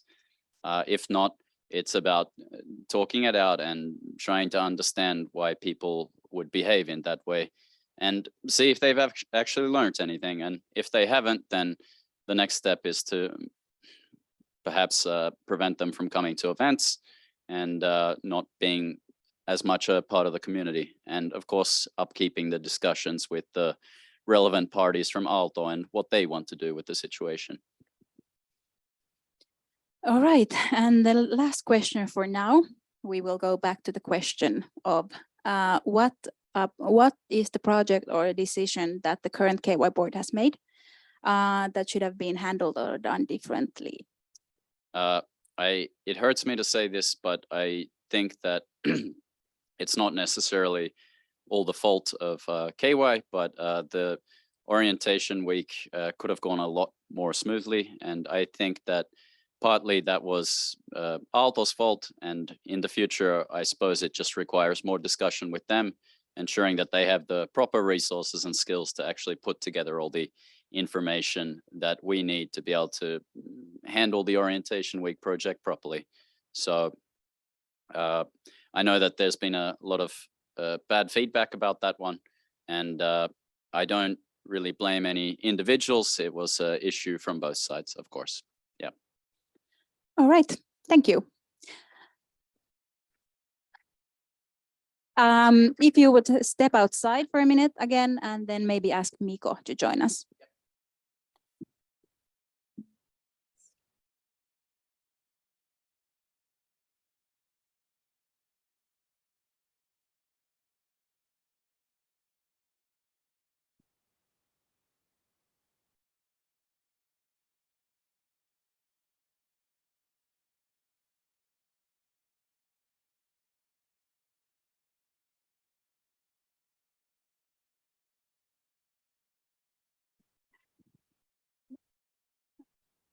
Kiitos. Joo. Toimiks toimi? Okei. Okay.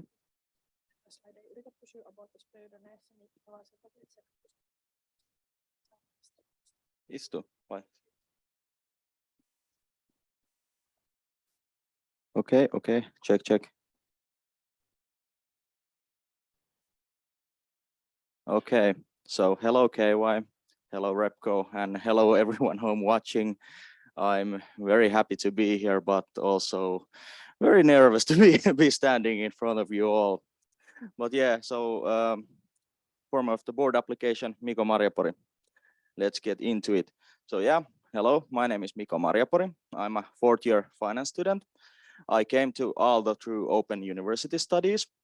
And yeah, I've done quite a lot of things. But first, this image I have here, it was taken in Norway, part of a bigger picture. Actually, it was taken with my girlfriend. I just cropped her out. So yeah, but moving on to my volunteering experience. So first year I was at the cultural subcommittee. This is an image from us in Club Lagoon. Next year I was at Aavas Festival Committee. On the other side of the pond. Yeah, I had to say that. And that year also I was on tutor for Mursus coming from Open University as well. This is our tutor group. And last but not least, KY board this year, where I have done quite a lot of things. My responsibilities have been, or still are, corporate relations, work and career, ownership steering, and alumni.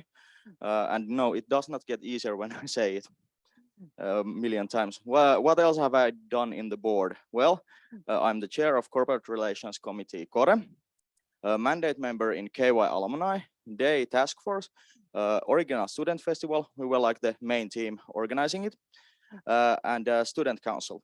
But yeah, let's move to the cases. Yeah.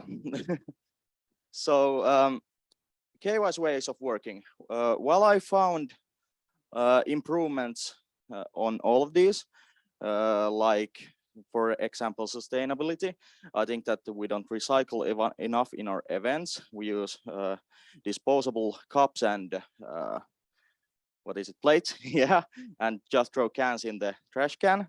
And I don't think that's good. Therefore, every Kilteri, I think we could offer more volunteer positions that are like meaningful for people. But what I decided was the day, because I think that we can't be there for every Kilteri before we have like before we actually are there for every Kylteri. So yeah, let's move on. Diversity, equity, and inclusion shows in our action.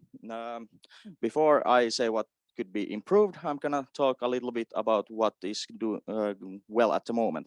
So Espila is more approachable for all students. I think that's very good, and I would continue that. I like that it's open place for everyone to come and hang out.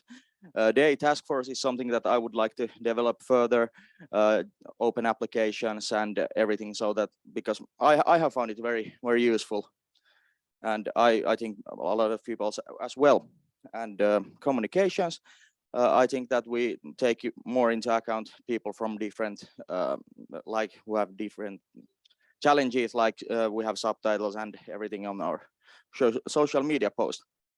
But yeah, let's go to the 4 points that I chose. First is inclusion. Events are more for the active members. I think this is a lot still from the fact that people think that volunteering is the only way to be part of the community. And I think that that we should change. Sense of KY spirit, I think it has gone down quite a bit. The pandemic has ended. And we are no longer at KY, but still things still haven't gotten to the point where they should be. Internationally, English is not widely used in events. I think that's quite sad that it's always like international students welcome, but event is held in Finnish. Yeah, so premises, some from premises are not accessible, like MMK. Community, very few community events during the year, and the KY is not showing so much at AYY and Aalto events. So I have this little graph that I did. Supportive functions for this is the day task force continue and improve its sorry, blackout. Yeah, and code of conduct. Inclusion, I think we should have less quotas, which means that there should be more tickets in the public sale, so that if we cannot offer everyone the chance to come to an event, I think it should at least be fair. More emphasis on all business students. I think that a lot of our events and activities really circle around volunteers and first-year student, aka Mursus. And I think we should have more, because we are all here at least 5-6 years. So I think that there's a lot of improvements there. Rethink orientation, this comes from the day task force idea that it could be a longer event, and I agree. So I kind of wanted to have that as well there. Internationality. So instead of this event is held in Finnish, I think we could have some like middle ground. This event is partially in English. Just a little bit English could make the event so much more accessible to other international and exchange students. Premises. Well, this is a problem that I do not have like the solution right away. Student center now coming at 2025, hopefully. We still have like 3 years to that, so we need to focus more on those issues as well. And then community, I think we should have more community events. As mentioned earlier, the Vappu parade type things. It could be also something that is not only like that everyone has to gather at the same place. It could be something like what Lihu did at the summer with the summer extravaganza type thing. Yeah, and also develop the orientation for exchange student and international student. I also wanted to include masters here, but I chose it would be too much then. Yeah, and also, yeah, also this point. Sorry, I kind of have to check once in a while there. KY becomes more involved in AYY and Aalto events. This is because if we want to have the sense of KY community, we need to go out there. The biggest, like I always feel most KY community when I'm like somewhere in Pikkulasken and I see a random person with overalls. That's a KY community for me. So that's why we should be more involved in those activities. It would integrate us more to Otaniemi, and we would have a better sense of KY community. Thank you.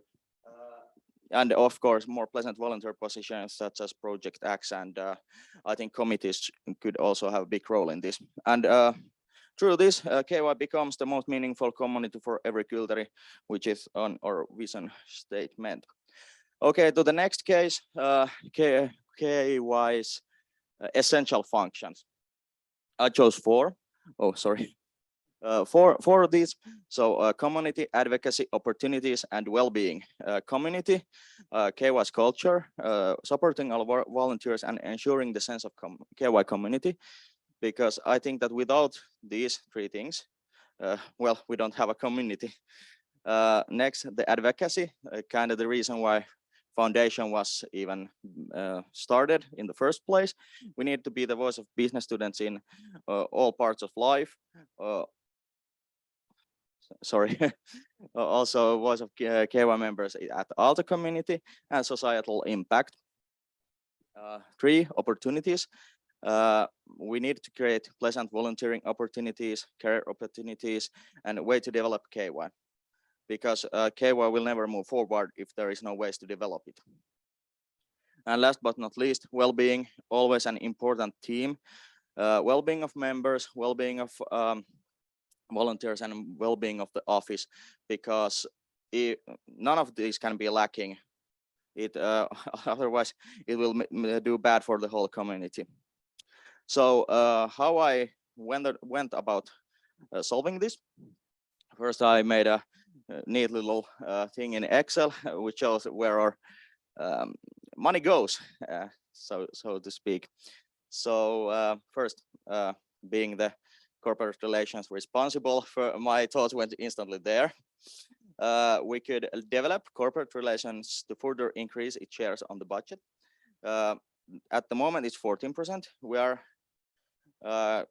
like, ooh, one moment, please. So at the moment it's 14%, but I think that it could be a lot bigger in the future by developing new products to sell to companies. And also this could increase the opportunities that our members get. And I think also committees could be better trained to do their own corporate relations, because many committees organize wonderful events which would be really easy to sell if had the time. So I think that through this, we could also save money on the activities. Volunteer driven, this has been tried with ITE and Teknista, but yeah, I think that we should look into this if there are any chances that volunteers could do through a committee or something like that. Some of our things, like we tried with Teknista. Premises, I don't think that because of the noise complaints and everything, MMK is anymore quite so good premise to have. But that would be also one way to save money. And last but not least, and this one hurts me personally the most, KY board. If necessary, we could move back to the 9-month model where the board is not getting paid during the summer, if we wanted to save on expenses. And yeah, that's pretty much how I would allocate them. And thank you. Let's make KY more memorable together.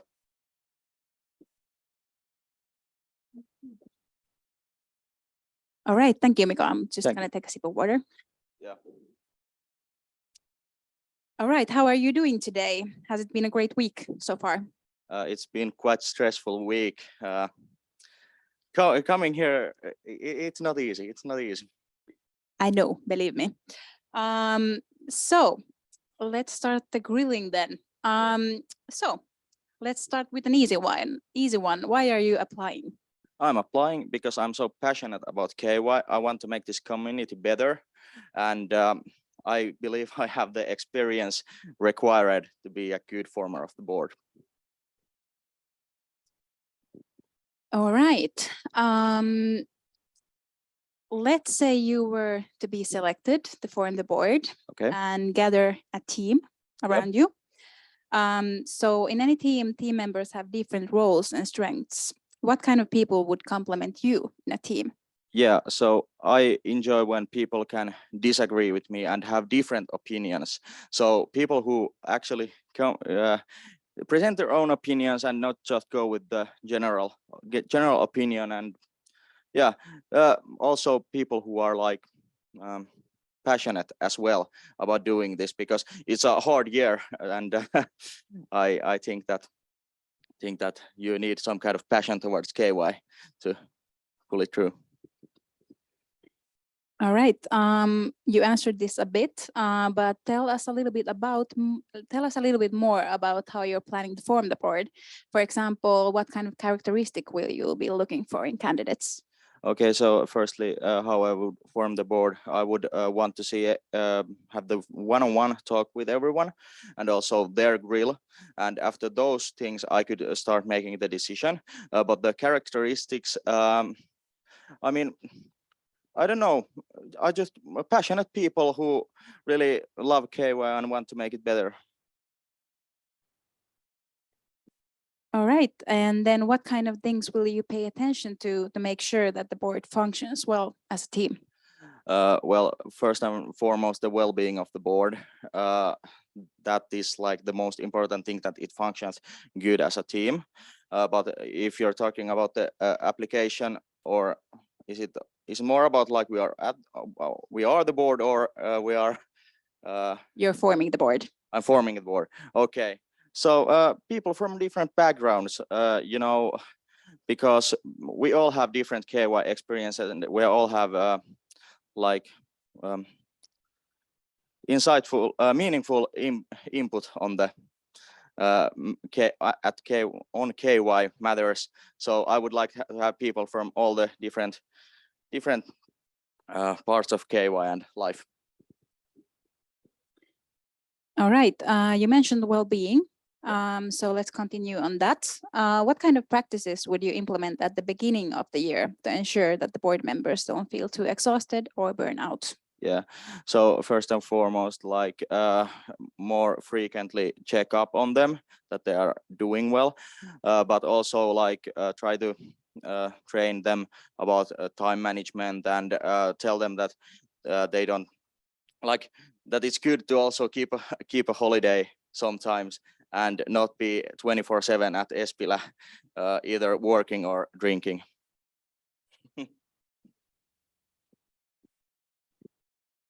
Let's say we're living in March, for example, and one of your board members comes to you and says that they can't perform or do their tasks, and they feel completely burned out. What do you do? So, okay, take on to me. So we are talking there. First thing is trying to find the reason why they're feeling like this. Of course, distribute the responsibilities. I could myself take the responsibilities, or someone else in the board if they are like having a bit easier time. And also like say to them that now they need to go rest. Like no hybrid that you come a little bit to the work, but actually go to rest, because that's the only way to get away from burnout. And what about yourself? How do you ensure that you don't burn out? Well, I think that at least I have a lot of experience about the board work, so I kind of know what's coming up. Of course, this is the most challenging role, but how do I ensure it? Well, sometimes you have to keep like a day off to yourself and just chill, not think about KY matters. That sort of thing. And also, yeah, the timekeeping. Well, I'm getting better at that, but I have been quite bad at that as well. And yeah, it causes a lot of stress. All right. As a current board member, I can imagine that you have had a lot of projects. Yep. So could you tell us an example of a project which didn't go as planned? What happened and what did you learn from it? Okay. Well, which project didn't go as planned? I could say from a committee side, but well, I'm gonna say from a committee side. We had this event with Kore Grill and No Chill, which awesome concept, but we had to organize it twice in 4 months, which wasn't easy for one certain committee member. But can you actually repeat the question? What did I learn from it? Oh yeah. What did you learn from it? And yeah, from that I at least learned a lot about time managing and timekeeping, and also that you cannot distribute all like the responsibilities on one person. All right. Now let's dig a little deeper into your board. Not maybe a personal project or decision, but could you give us an example of a project or a decision that the current board has made that you weren't aligned with maybe that much? This year's board decision that I haven't been aligned with. Oh, that's a tough one. This is we have mostly been like on the same page about everything after we have discussed, but the one thing that comes to my mind is when we were talking about the donations to the Ukraine, and there I think I didn't agree as much about the what was or where we wanted to give money. Or the charity, I was agreeing that we should give money to Ukraine, but not like that charity which we ended up giving. All right, let's then hop on to your application. So in your application, you state, as a leader, I believe a lot in giving people responsibility. Yep. I want everyone to have as much freedom in their doing as possible. You've been the chair of Kore this year, Yep. as you mentioned. Have you used the leadership method described in your application this year, and how has that worked? Yeah, in some events, especially the one that I talked, Grill and No Chill, I kind of gave the okay, I don't know if it's good that I take this example because I just said that we had to organize it twice, but the second time we organized it, it was an awesome event that it's a concept that I hope will be in the future as well. But yeah, in Kore I have implemented this and it has been a successful method. All right, then a little bit about volunteers. My goal is to increase the well-being of all business students and help our volunteers with more resources and better communication from the office. What are the concrete actions to improve the communication from the office towards volunteers? And what would you maybe do differently than this year?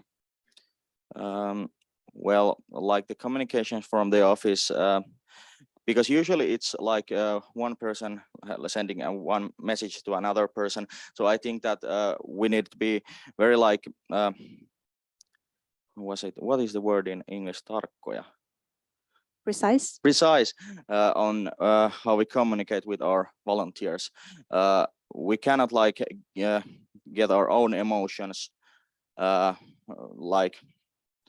in the mixture of that. That we should be formal and think about their side as well, and not just because we are stressing out that they need to do something differently. All right, I think you kind of talked about this in your casework, but I would also love for you to elaborate on what are your thoughts about KY traditions developing in the future. Yeah, KY traditions. I'm a big believer that we should keep a lot of the traditions, but now since we're in Otaniemi, they also need to. We kind of have to integrate them to Otaniemi as well, because we don't have KY building, and a lot of our traditions were built up around that. And I think that the mentality during the past few years have been that we are kind of living in Otaniemi with the mentality that we have KY building and trying to get all these different locations to be part of the KY building in a sense. So did I answer the question?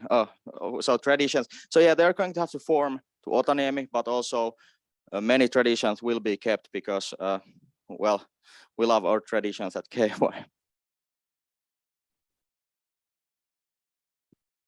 All right. So let's imagine a situation where you get a call from the Dean of School of Business, and he tells you about an incident in which an active KY member has given misogynistic comments during a lecture. How do you answer the Dean? How do I answer the Dean? Well, firstly, that this is like apologize. This is not KY's stand on this, that one member's own stand, and that we will hopefully talk with the person who said those things, that say that these are not line with our values. All right, and then how should KY take this and these kind of incidents into consideration in the future? How should we take these kind of incidents? Okay, that's a hard question. Well, This isn't meant to be easy. yeah, I know. I think that we should communicate more about our own values to our members, and that well, okay, as a private persons, they are entitled to opinions, but still, I think that we don't want that kind of thinking in the community. So, can you still repeat the question one more time? All right.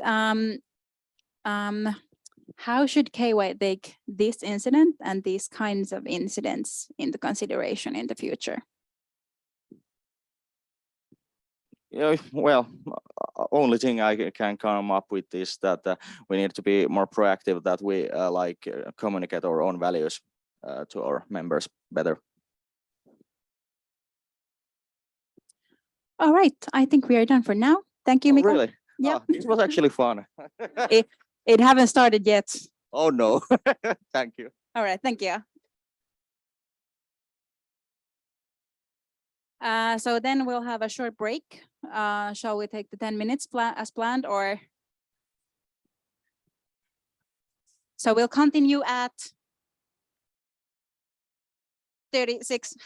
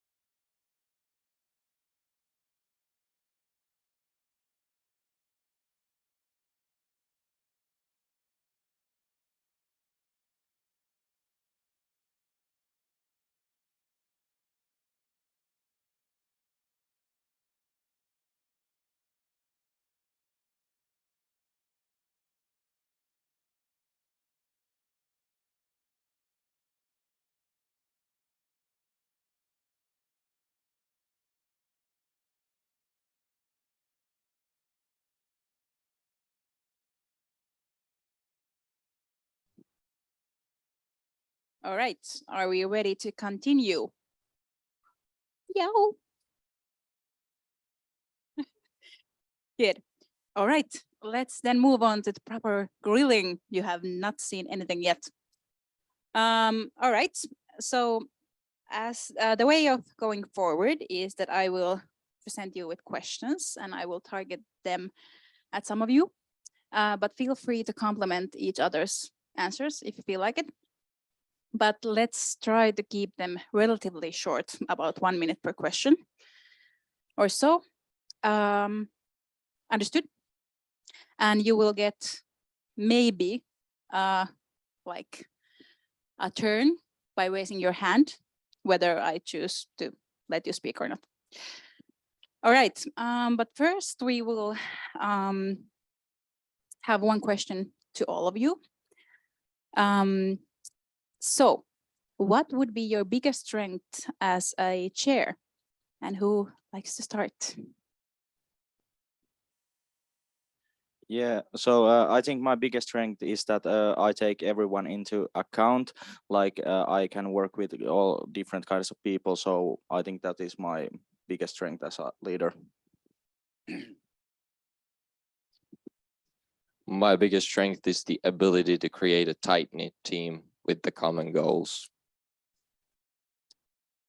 I think my strongest ability is that I'm very social and I spend a lot of time with people. So I get to understand people and build trust with them. You can keep the mic there. All right, Miko, Yeah. you. How much should the chair be involved in what other board members do in their own areas of responsibility? I don't think the chair should be that much involved. The chair should be there to help and guide towards, but I think that the chair should not be there to dictate what you have to do. Anything to add? It's a fine line between knowing what's going on and stressing people out by checking in on them. So to add to Miko's answer. That's fine. And remember to raise your hand. This was an exception though. We have strict rules here. All right, so Miku, what kind of role should KY take in the Aalto community? I think that, well, of course, Aalto's KY's role is to look after the business students. And I think, again, the most important thing is that we advocate for our students on educational matters, because at the end of the day, that's, in my opinion, our core purpose. In a broader aspect, there is opportunity to cooperate further with AYY, but it of course depends on who's in the board next year and if they're interested to communicate more with the KY community, as it is often that KY is just KY and they're doing great. Let's leave them there. Rasmus, go ahead. I think our first and foremost role is to be home for all the business students at Aalto University.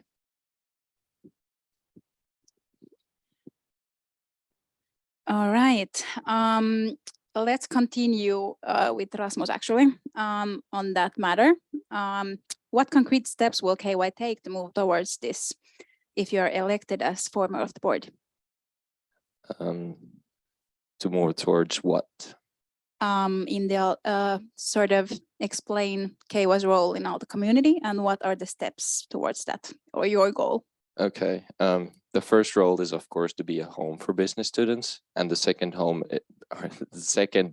role is to be the backbone for the business students. And the concrete steps we can take is the election, is to concretely help our Kultaris to be part of Aalto community, but always be there behind them. All right, then maybe a question to all of you. You can decide, or who's the quickest to raise their hand. What is your opinion on the role AYY should take towards KY?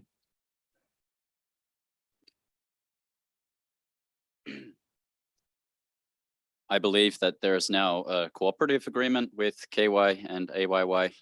Maybe Eric could nod his head. Yes. I think it's just important to communicate and talk with them and let them understand our needs and how we want to further integrate in the community. Of course, we have our little space over here and we're doing things quite well, but there is always opportunity for more. So did you ask for concrete steps? I kind of asked AYY's role and how you see AYY taking a step towards KY having a stand or a significant role in the other community. I think that an easy pin to knock down, well, easy to say at least, is more joint activities together. It can be events, particularly during the orientation week. And there is a lot of activities that AYY is doing that are pretty much dominated by engineering students and a few art students who are often left behind actually as well. And go ahead, Rasmus. I think, in my opinion, the next step to take to be part of AY is on us to really drive our rights in the decision-making progresses or decision-making organs that AYY has. Remember to raise your hand. I thought this was for all. Maybe I don't remember. You can start. Okay, so yeah, I think AYY kind of should recognize KY a bit more. I think we are a bit of an anomaly. How do you say it? Like anomaly for them, like because other guilds and everything like that, they are not so big as us. So like, I think they should take us more into consideration. But yeah, also good points from both of you. All right, Rasmus, then again, what is the biggest challenge for KY board next year? I think there's a simple answer, and that's the growing student intake. It affects every single area and service and thing we do. Go ahead, Miku. Yeah, I would like to add that also very important is whether or not we get funding from the foundations, which Veeti has applied for the student center, because that's going to take a huge bite out of out of the foundation's money, and that's going to affect budgets in the future, most likely. Go ahead. Yeah, I think that those are all big problems for next year. But I think even more important than those is the fact how we get the a sense of KY community back that we once had. Yes, student intake also affects that, but I still think that it's a problem whether there would be student intake increase or not. So yeah, I think that's the really big step for next year, because now we are officially in Otaniemi and we're going straight to the first so-called normal year without the pandemic and without KY building. All right, this is to all of you, but Miku can start. If you are chosen, how will KY be different in a year, and what will your board be remembered for?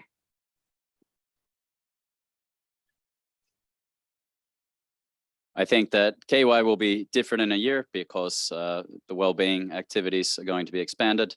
And I really think that we're going to be remembered for getting rid of the roundtables that are unnecessary and being in closer touch with all of our associations, and particularly the subject clubs. Then Miko? Okay, yeah. Can you repeat the question? Sure. If you are chosen, how will KY be different in a year, and what will your board be remembered for? KY will be different in a sense that more people feel part of the community. And I actually think that that is the thing that our board will be remembered from. Yeah. Then Rasmus, go ahead. Thank you. I think KY will be remembered for starting to take its first steps into being in Otaniemi. And I would like to think that my board will be remembered for being fair to everyone.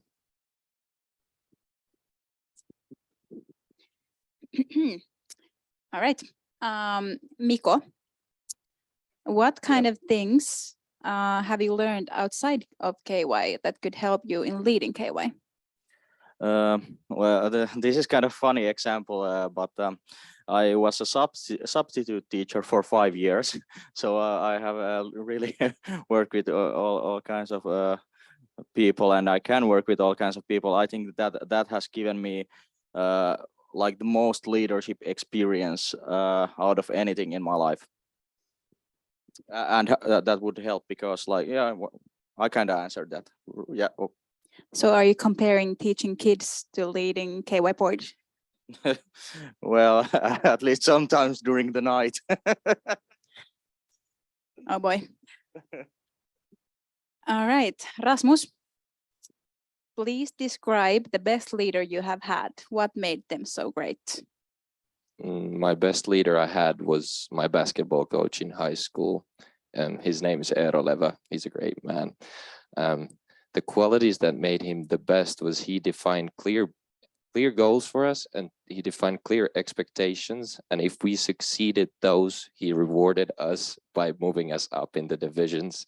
And it was, for me, he was the greatest because I knew what to expect and what to reach for. And once I did it, he was fair about it. A follow-up question. Do you believe in leading by rewarding?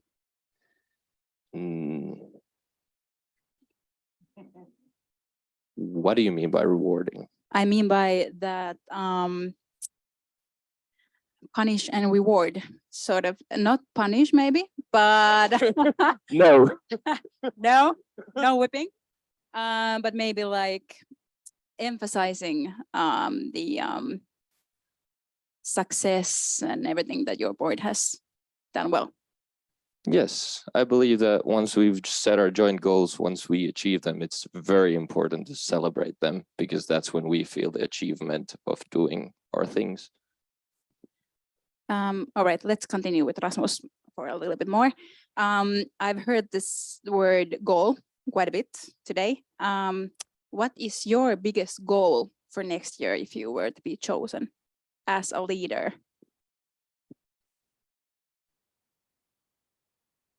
I want to say setting good goals for the board. Nope. My biggest goal. Your personal biggest goal. To have the most impact, have the most healthy impact on our community. And others can continue. Miku, for example. You, Miku. Yeah, my personal goal would be to make sure that everyone in the board feels like they had a great year by the time the year is over, that people aren't burnt out or exhausted and really get the feeling that they've had a little community that's been running here and making a difference in everybody's lives in KY.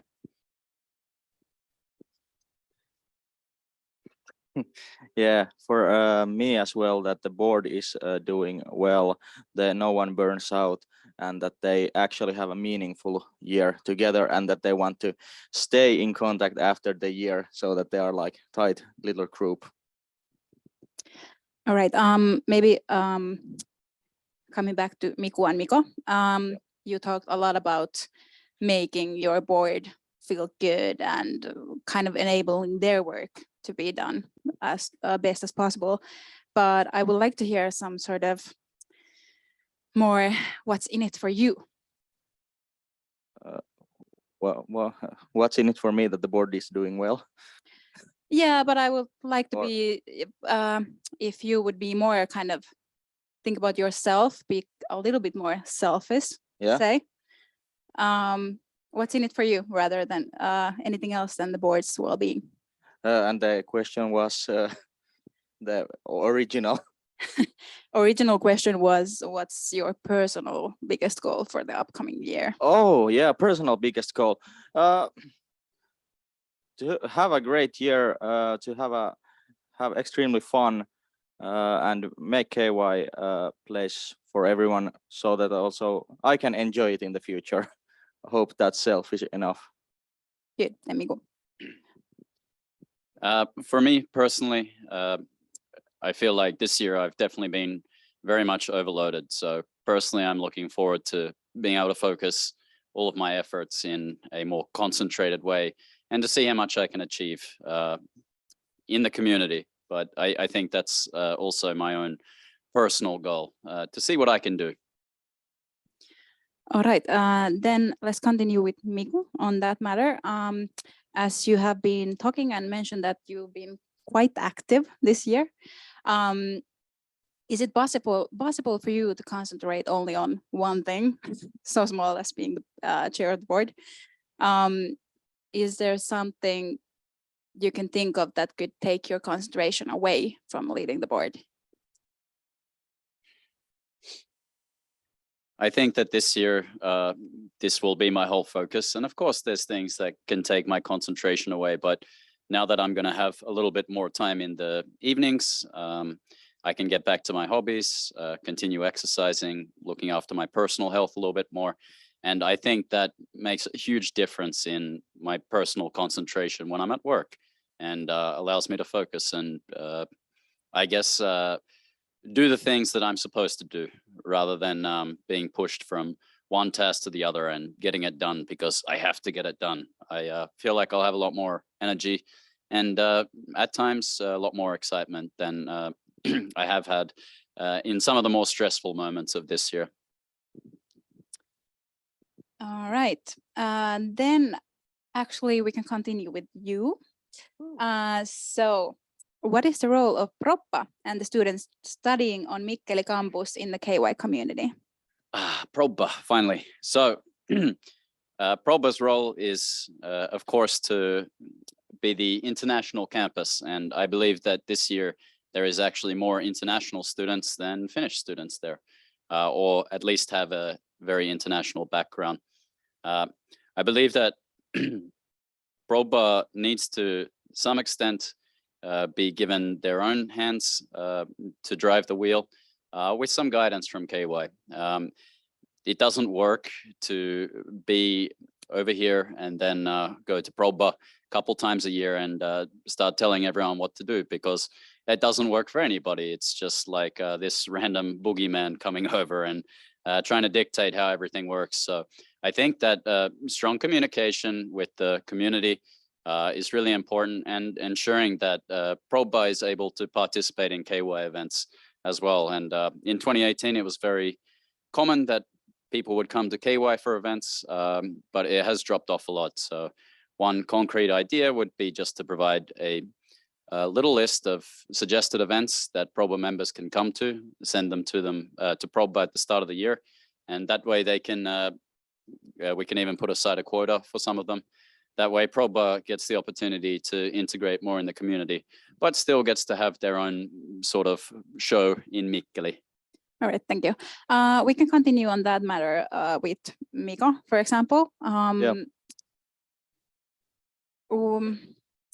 How would I put this? How do you see the relationship between these two campuses, and how would you improve it? It's kind of continuing what Mikael already said, but yeah, thankful there's a new question. I couldn't have added anything to that. It's sort of in a way hard relationship, because they are over there, and they have their own student culture and everything, but still they are a part of the KY, and us telling them what to do from here is not going to work very well, because they have their own traditions, own customs, and own everything. But what I would like to see is them becoming closer to our community. The Miko's idea about the events is very good. I was also going to suggest that we would advertise our events more at Proppa's channels. But yeah, it's a hard relationship, and I hope that we can improve it in the next year. And but how we do that is through communication, more communication with Proppa board and Proppa in general. has Rasmus something to add? All right. But Rasmus will start this next question. All right, so this question is to you all again. So as the chair of the board, it would be your responsibility to lead the whole board. tell us about one strength and one weakness that you have as a leader. My strength as a leader is to create a really tight-knit group that's focused around achieving those goals, but giving the freedom to people to achieve those goals in their own way. Maybe my weakness as a leader is I get very excited on new ideas, and I need to really rely on the team to acknowledge that and kind of, tell me that I get a lot of ideas. Let's follow up on that. So what kind of actions have you taken to improve yourself as a leader? Prioritizing what's important to me in life, but prioritizing to me what's important when doing a certain job, and really following those priorities, but also having those discussions with others, and bouncing the ideas, having the priorities in mind. Is this a good idea? Do we have the resources? Do I have the resources to do this? All right, then Miku can continue. I will read the question again.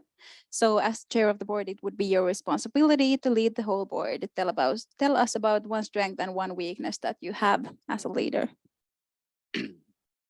One strength that I haven't already mentioned is that I have learned to remember that you can have goals and you can have visions. So a goal is some sort of point that you're trying to achieve, but everybody's vision of exactly how that goal plays out can be very different. And someone in the board or myself may have a vision for something, and it seems so obvious in my head, but it might not be so obvious for somebody else, or vice versa. So remembering to really clearly communicate even the simple things. Sometimes it can feel a little bit silly, but not everybody is always on the same page. They might not understand a word that you used or an acronym, or not really see the great idea behind it. So that's one of my, I think, strengths, is just keeping that in mind. One of my weaknesses is definitely underestimating how long things can take, but I'm aware of this. So I usually think, oh yeah, this will take a couple hours, and then I add a few more hours or days or weeks, depending on the task, on top of it, just to make sure that there's a buffer zone, and that usually something will go wrong if it can go wrong. So allowing a little bit of extra time to cover that shortcoming on my behalf has worked quite well for me, but it is a weakness for sure. Follow up, has this weakness created any harm to others around you? Not recently, but maybe a long time ago, earlier in my career, when I was working in events, and maybe underestimating how long individuals' tasks might take when setting up something for 1,000 people. So always adding a little bit more resources than needed is important. Thank you. Then Mikko. Yeah. So my strength as a leader, I think I already mentioned this, but is the fact that I can work with different kinds of people very easily. What was the other word? Sorry? What was strength and weakness? weakness. Yeah. Oh my God. So weakness for me, I think that, well, especially in the past, maybe not so much as in now after KY board year, but especially in the past, I have had this bad habit of leaving all the unpleasant jobs in the last minute. I've always done them in time, but I just had wanted to leave those to the short, last possible point. All right, following up on that, what kind of concrete steps you have made to make that weakness a little less? Well, firstly, I try to time more my day when I do what, and that helps a lot, but also getting more that attitude that I will finish them now, so I don't have to stress about them later on. And has this weakness created any harm to others around you? Yeah, most definitely. At some points, like if in school I have had to do some group work, and it's due to on a Sunday, and I'm like 1 hour before I send the material. So yeah, of course that can create harm for others, but like I think I've learned away from that quite good. All right, let's continue with Miko. Oh yeah. If Miko has anything to add shortly. Yeah, just wanted to add that when relating to previous events, that was more catastrophic disasters. But of course, poor time management does provide stress for people in smaller things like group work and All right, such, as thank you. Miko mentioned. Miko? Yep. How could KY be better in hearing the opinions and ideas of our members? Include concrete examples, please. Okay, so how could we do that better? We could do more surveys after events and after our activities, because usually those are the type of things that people want to answer. They should not be so long that you don't want to answer them. Also have more people come to Espila, so we actually hear from our members like in real time what are the issues bothering them at KY. How would you make Espila more approachable? Have more events there, or not like events, but like, hey, we have new coffee deliverer, come taste our coffee, or what Lihu had today or yesterday, like some smoothie, like buffet, all things like that. That all it doesn't require you much to come there, but like some incentive you to come there.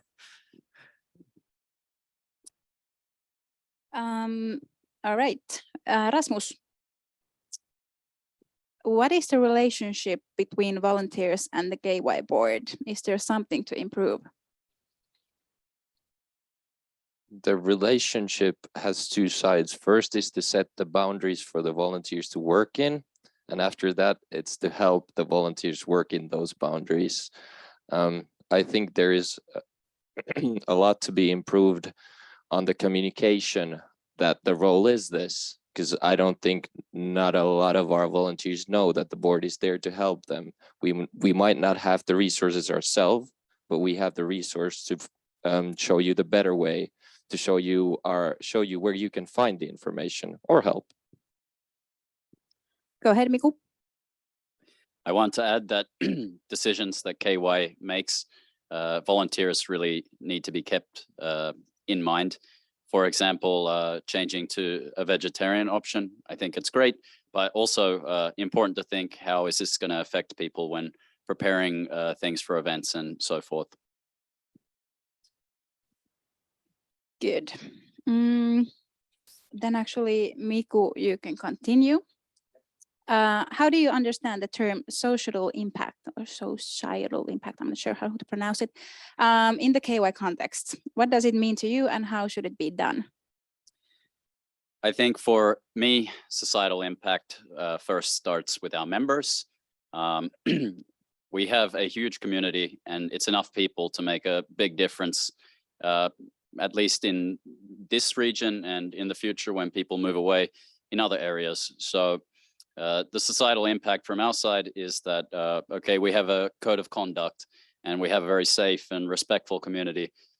In terms of society, we can be an example for other universities to follow, and that provides an impact in that way. And when people go into their careers and working life, they're making an impact there, and hopefully they carry on the same values that we have brought to them and are able to continue moving it forth to make a better society at the end of the day. And what was the second part? Let me see.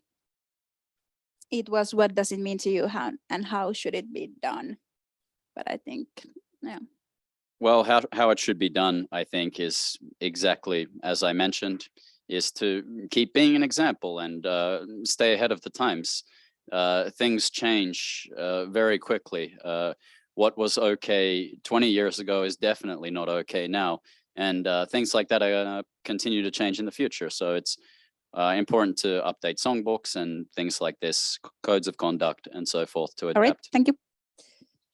And then the last question to all of you, who hasn't started, Miko. What is the top one or the most important stakeholder for KY? Our members. Next one. Yep, I would have to say the same, that it's our members. I think KY is its members, so Aalto University. All right. A little to add on each other's answers, but okay. All right, let's move on then. Then we have this fun game with the cards here. If you can each take one green and one red one. Oh no. Be prepared for pain. Is there any extra? I can take them. It's me. Surprise! Yeah, all right, I can take this. All right, so I'm not sure if some of you has played this game before, but basically I will ask, sure.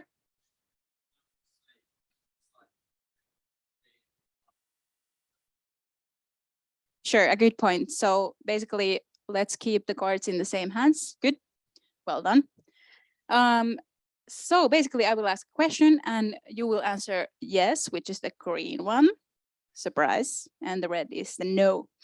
And this is also a game of trust, because I trust that when I say close your eyes, you keep them closed.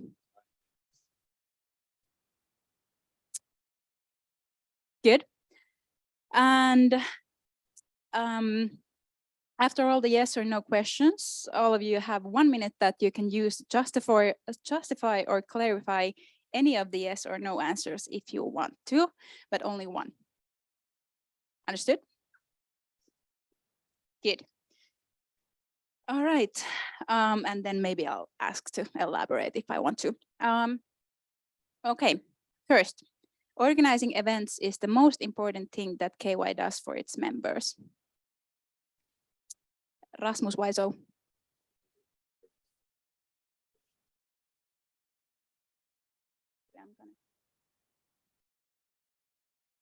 I'm just gonna run around with the mic, I think, then if I want someone to elaborate, because I don't want them. No, eyes closed. All right. Number two, more effort and resources should be put into advocacy and academic affairs at KY. Rasmus, why not? Okay. Because I think at the growing student intake, we're doing fine in regards to academic advocacy with the current budget and resources. Thank you. Miko, why so? Well, I think that as our student intake increases, the advocacy becomes even more important because it affects more people. Good. All right. Then the third one, drinking is important part of KY's culture. Next one, KY board's role in the KY community is fine as it is.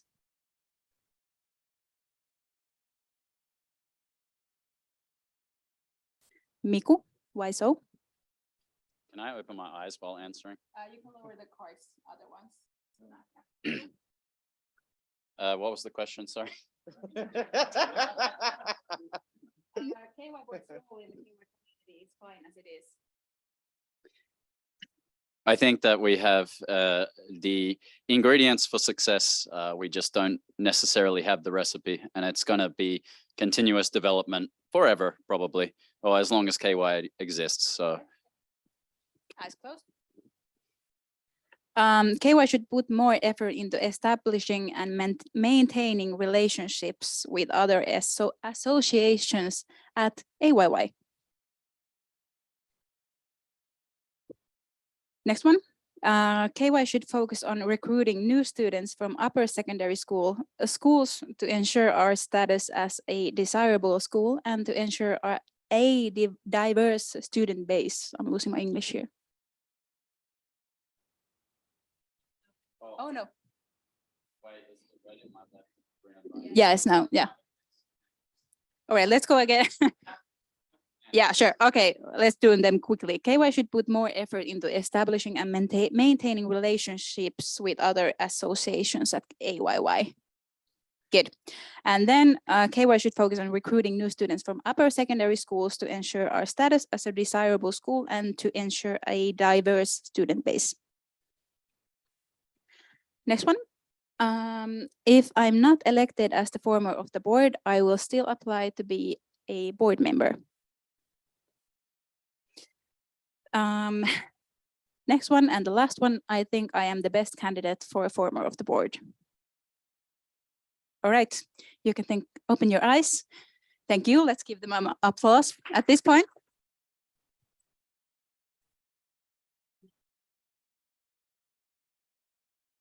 Awesome. And now it's time for Repco's questions. I will run around and give you the mic. So please just raise your hand, I think, or how should we proceed? Good. I will give this to you.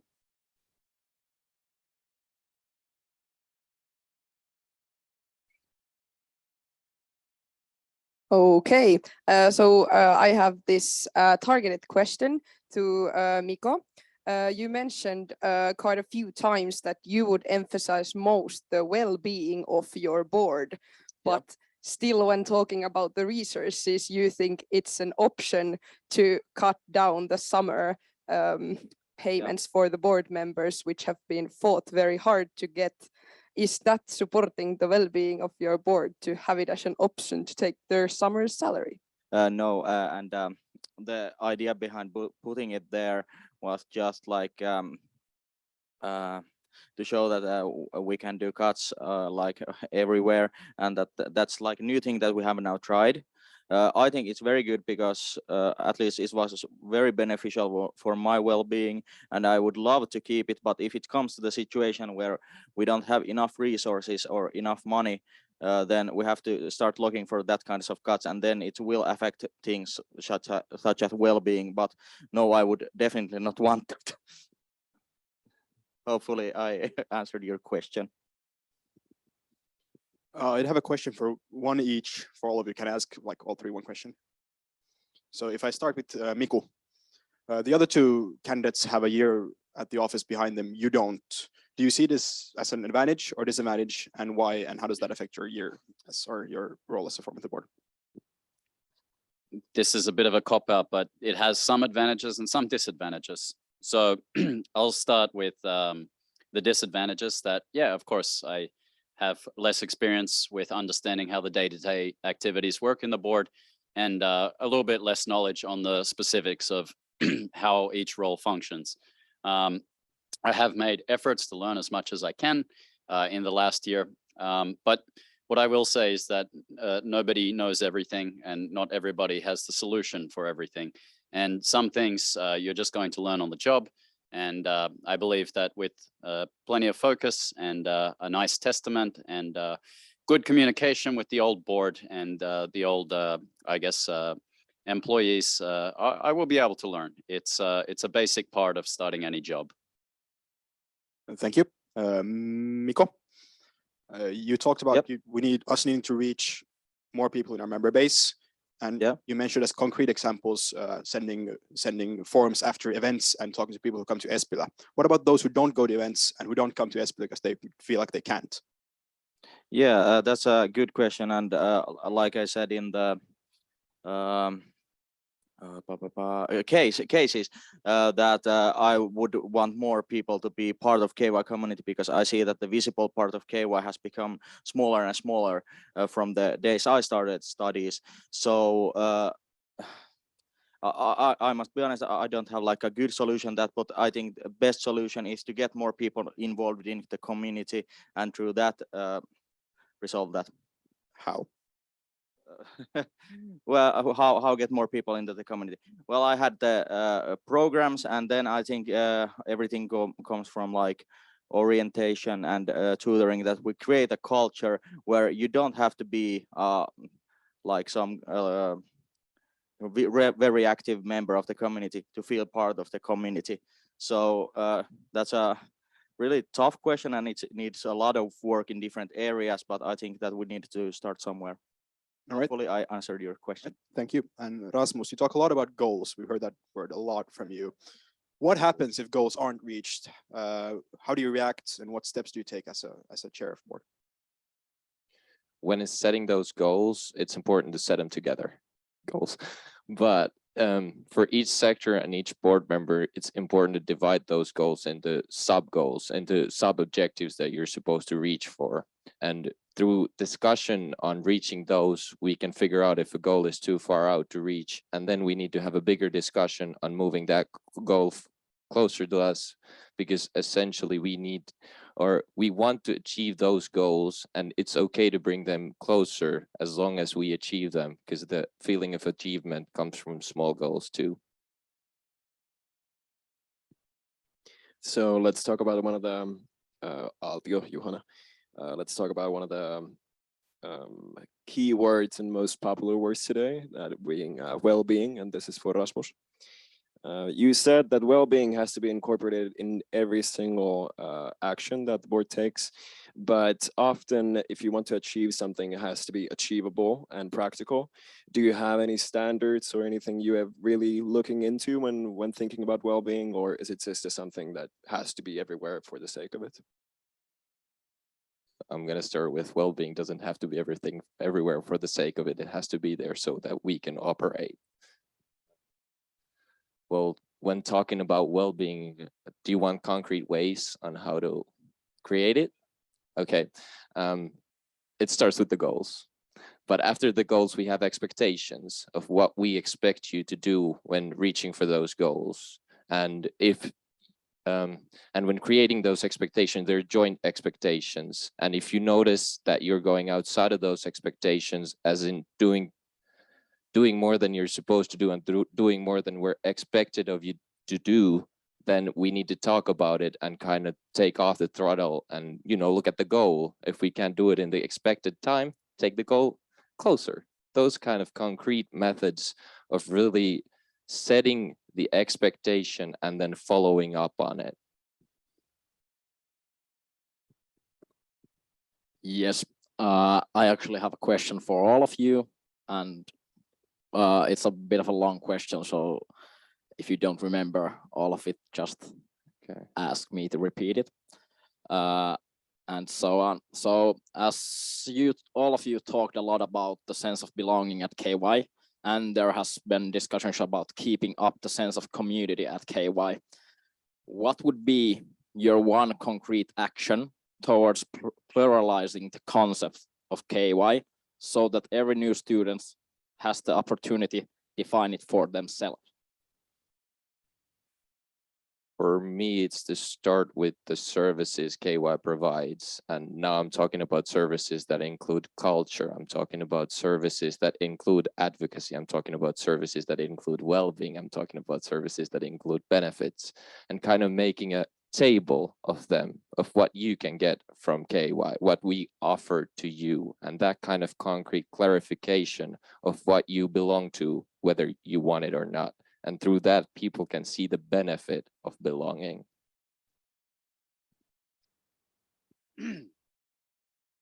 I think that it's really important when people start here in KY that, of course, you highlight the benefits, as Rasmus said, but also point out that, KY is not just going to these big parties and big events. It's about exactly as you said, like doing what you want to do. We have plenty of clubs and associations that are available already. And if you're not interested in those and you want to try something else, that there is the opportunity to apply for funding and to start your own clubs. And I should also mention that it is important to highlight that Suomen Economit has some nice services for career development and things like that, that people get just because they're a member of KY. If you're not interested in anything else, that would be of interest, I think, to most students, because people want to know how to negotiate their job contracts and how to behave in working life and understand the unemployment funds and these other kind of services they offer. So yeah, pointing out the services, benefits, and that you can mold yourself here. And I think that's something that could be mentioned during the tutor trainings as well. It was touched on briefly this year, I believe, but maybe a little bit more clearly, just let people know you can do what you wish here. It doesn't have to be joining us somewhere. You can find yourself. Can you repeat the question? It's been quite long. So yeah, what would be your one step towards pluralizing the concept of KY in itself to new students, so that everyone of the new students could define KY for themselves? So everyone could define KY for themselves. I think it's about the possibilities of like changing KY.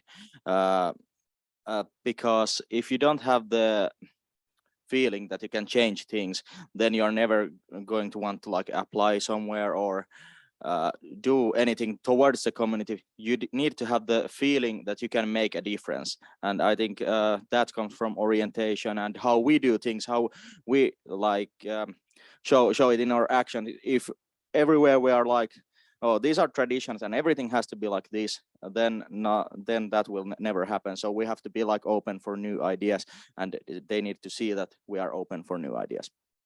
Thank you all.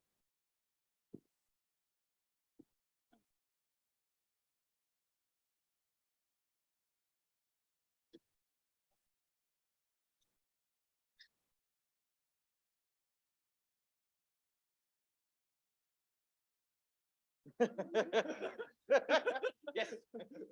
Thank you. I had a question to all of the candidates regarding our new strategy and sustainability, and especially the ecological sustainability. Some of you touched upon how we should improve our recycling to be more ecologically sustainable as a KY, but going beyond just sorting out trash properly, how would you improve ecological sustainability in whole KY's operations?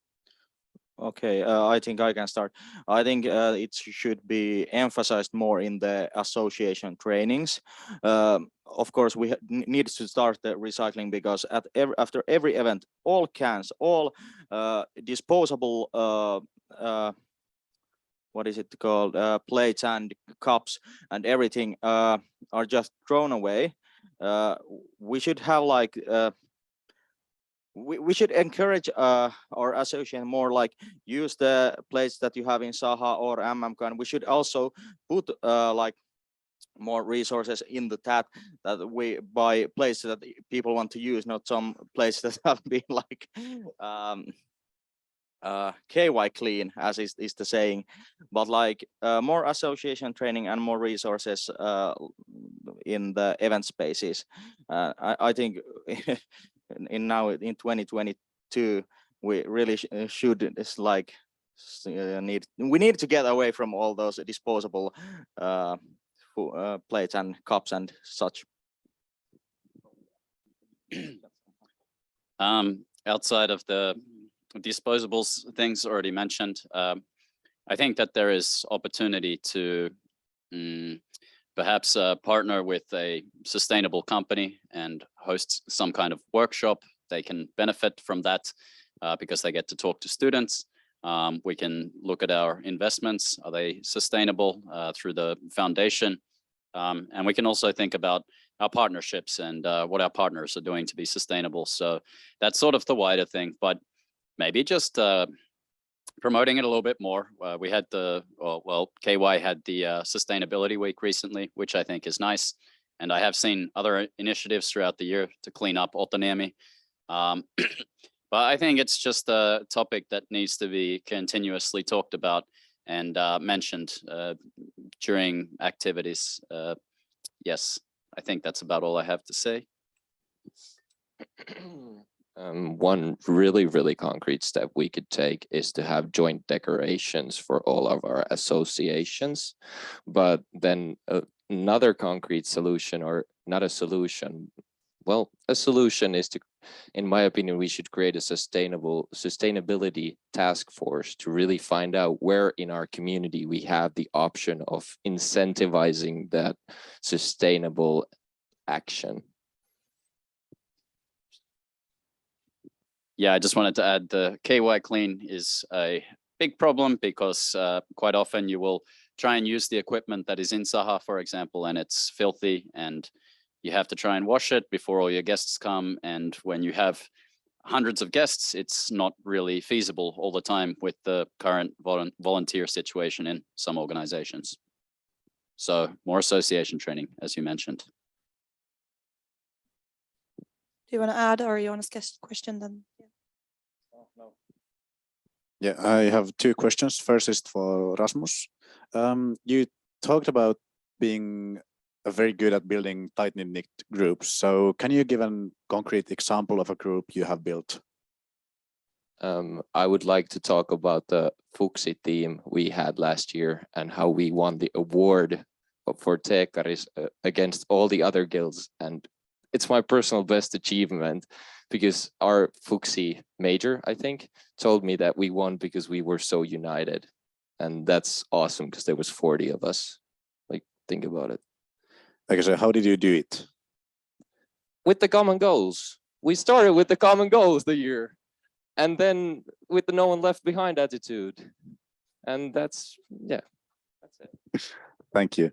Then Mika, I've heard quite a bit, like especially this fall, that Mursus, but also some older students, even people who are in associations and part of KY, they are saying that they are afraid to come to Espila for some reason, unlike what you said. So what do you think? Why is that, and how would you change that? Okay, well, firstly, I haven't heard that someone is scared to come there, but I was when I was. Okay, well, like as I mentioned, the community events to Espila, that open doors, you can come there, and better communication in KY channel, maybe show more what we do there, and yeah, those are like the main things I think we can improve that, because Espila should not be a scary place for anyone. It's a fun place for all volunteers and non-volunteer members of the community. Can I add? Last year it was talked about increasing the opening hours of Espila. Understandably, the service hours should probably remain the same because it's too much work if people are coming all throughout the week to try and buy badges and get things done. But I think just having a doors open policy during the week, provided that it's okay with the employees and the current board, that someone would be there most days of the week. So people can just come, chill out, sit on the lounges, study, have a coffee or whatever, and relax. I think that's one nice idea from last year that I remembered that never really happened. Yeah, back when I was on Mursu, it used to be the thing and we hung out there a lot, but something has changed after that. But thank you. Yeah, hello. Do you think KY needs more event spaces? And if yes, what could be done? And please, concrete answers, no liibalaba. Yes, I think KY needs more event spaces, and concrete answers besides OPKE is that, well, this is gonna sound, this is gonna sound a bit stupid, but we could have a lot more tents at KY, so we could have big outdoor events like festivals, where everybody could come, and that would be like not even that big of an investment, and we could get like all the space we need. The tents thing was something we joked about the other day. I think that's nice, but I would also think that it's possibility to have partnerships with, there's plenty of spaces around, and a lot of them are cheaper and more suitable for maybe smaller events rather than events that require 500 people like Apollo. So if we could get some sort of agreement with a space somewhere nearby that people can use, like associations, for example, for a reasonable price, and we can guarantee X amount of reservations each year. If they're not filled, well, unfortunately, in the first year, we probably have to take the financial responsibility for that, but then we can develop it for the next year and adjust the pricing as needed. Could you repeat the question? Yes. If we're crowning out the student center, I think, well, there is no free space in Otaniemi for us to just go, but what we could do is really focus on the Repco elections that are coming up so that we get more Gylteris to be part of AYY decision making, because I know they're building buildings and they're building buildings with event spaces. And if we're part of the process, we can have our voices heard, because yes, we need more space.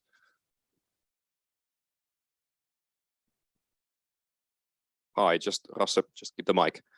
This is a two-part question. You can start and then we can go to the left.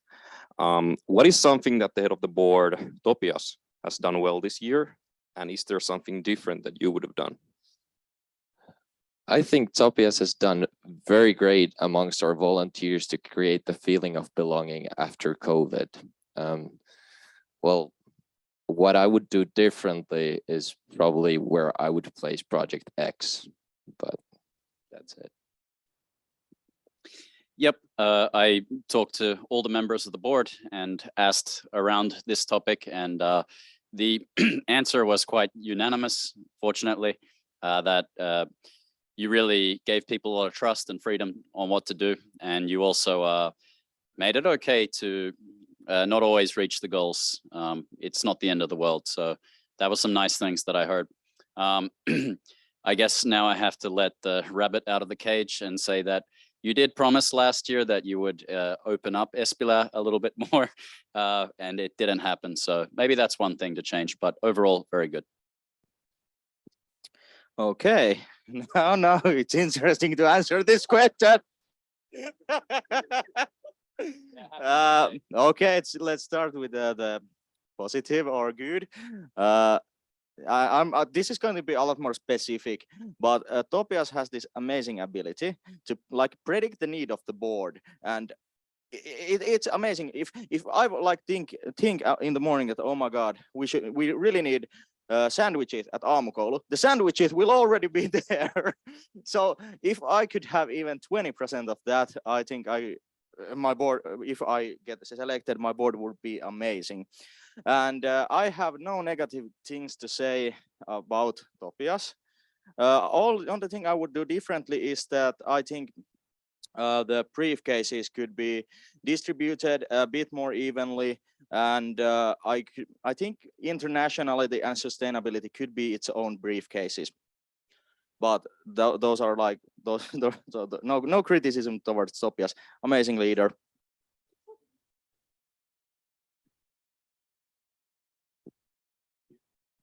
Yeah, this is all of you. This two-part question. Do you feel that there should be changes regarding distribution of board's responsibilities? And if you have to, which responsibility would you remove? And we'll talk about salkkus. Are you saying remove or change? First, I'm asking, should there be some changes? And then I'm asking, what would you remove if you have to? Yeah. Okay, so as I already mentioned, that I would now, since there's the strategy briefcase, which contains the sustainability and internationality and then strategy, I would split those again. And I think the chair of the board could have one of those cases, a strategy, to be more involved in that work. And then is there something that we could get rid of? Was that the question?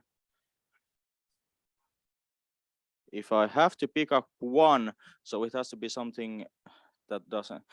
Okay, ownership steering. No, wait, alumni.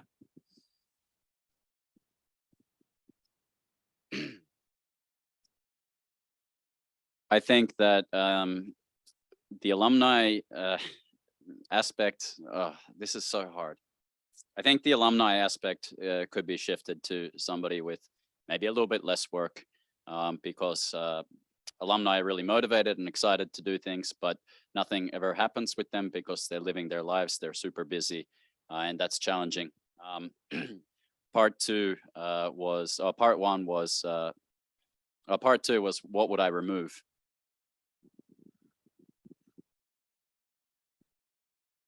I don't have an answer at this time for this one, unfortunately. Can you ask the question again, because it was so long? I think I can repeat it. Would you like change the distribution of the roles like salkkus? And if you had to remove one, which one would it be? With the salkkus, not with the current board and its members. With the removal of the case, I would have to go with alumni and to start really, alumni. All right, it's me again. I have another 2 questions for all of you. First of all, KY has a code of conduct, but the unfortunate truth is that breaches of it do happen, and they here and there. So what can KY do to more proactively prevent this from happening? Yeah, how can KY be proactive in leading to less breaches of the code of conduct?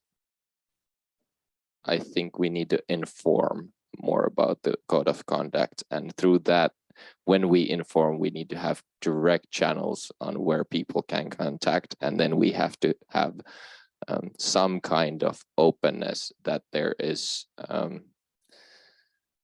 something happening when those contacts are made. They're not just contacts that disappear into the darkness. Yeah, I think the current system is quite good. Maybe pushing more that associations actually put the code of conduct information in all their posts. And I myself actually sometimes forget it too, so I'm no saint in that. But I think that that's probably the main thing that we could do, and just talk about it more when we have the opportunity. It can be posted in a channel once in a while that, hey, by the way, just in case you didn't know, this is how the process works. Have a look and keep it in mind when you're at events. But people will behave as people behave, and we can try our best, but there will probably always be incidents here and there. It's not something that can ever be totally eliminated from any community or any society, I think. Yeah, so my solution, how we could do this is through association trainings, emphasize it more there, inform people more about this. I think what KY did this Vappu was very good, that we had the Vappu's code of conduct, and if I remember correctly, we also had that on the annual ball week. So inform people more about that, and yeah, that's and also the association training. But that's those are the things I think we can do at this point. Concrete action would be if you see a event post go out and it doesn't have the information about the code of conduct or contact responsibles, and you see it, just send a message to the association. Say, hey, could you please update this to include this information? Thank you. All right, thank you. And if you go in the other way now, so Mikko starts. Yep. With maximum of 2 words each, name one thing that the other 2 candidates does better than you. Maximum 2 things that the other candidates do. 2 words. As the former of the board. Damn, I really had to start with this one.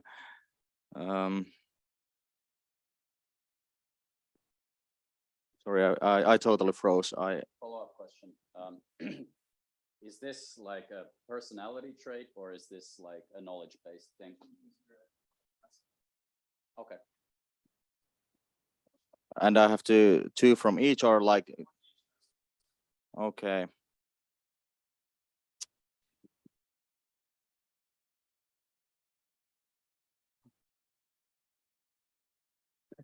So sorry, I totally froze on this. Maybe someone else, if it's okay, start, and I needed to process this a bit. Justo. Premises. For Mikko, I would say day-to-day experience, day-to-day with the dashes, so it's one word. And for Mikko, I would say integration experience. Okay, yeah, now I'm ready. Sorry about that. So first, Rasmus, premises. Big, easy to steal. But yeah, that's also true. And for Mikko, Robba. I was gonna whisper it to you. Sorry. Hello. As the chair of the board, you will also be working with the RepCo. What are your thoughts on the future of KY RepCo? I can begin. So I think that RepCo has been quite inactive during the past year. This is the most people I've ever seen here by far. I think that that should really change. How can we do that? I think the board could maybe have more interesting cases for RepCo to think about. We had a few this year as well, but I think we could also like have RepCo be more part of the work. But RepCo's future, there's two possibilities. If we get it done correctly, I think RepCo will have an amazing future. But if it keeps going like this, then I don't know, maybe in a few years nobody even wants to apply to RepCo anymore. Yep. I think the RepCo's role should remain. This is a nice system. It would be total chaos if this election, for example, was a general election. It just becomes a popularity contest, which is ridiculous, which actually the RepCo is to some extent, but at least you have time to think with other people around you. But I think that yeah, of course, we need to try and motivate the RepCo and for next year, get really willing applicants. There's some people that I've noticed that have applied and have never appeared to anything whatsoever. I'm not sure in KYE RepCo, but at least AYY, but the problems are the same. And I think that there is space for some workshops which make things more interesting. People can start working on those from home.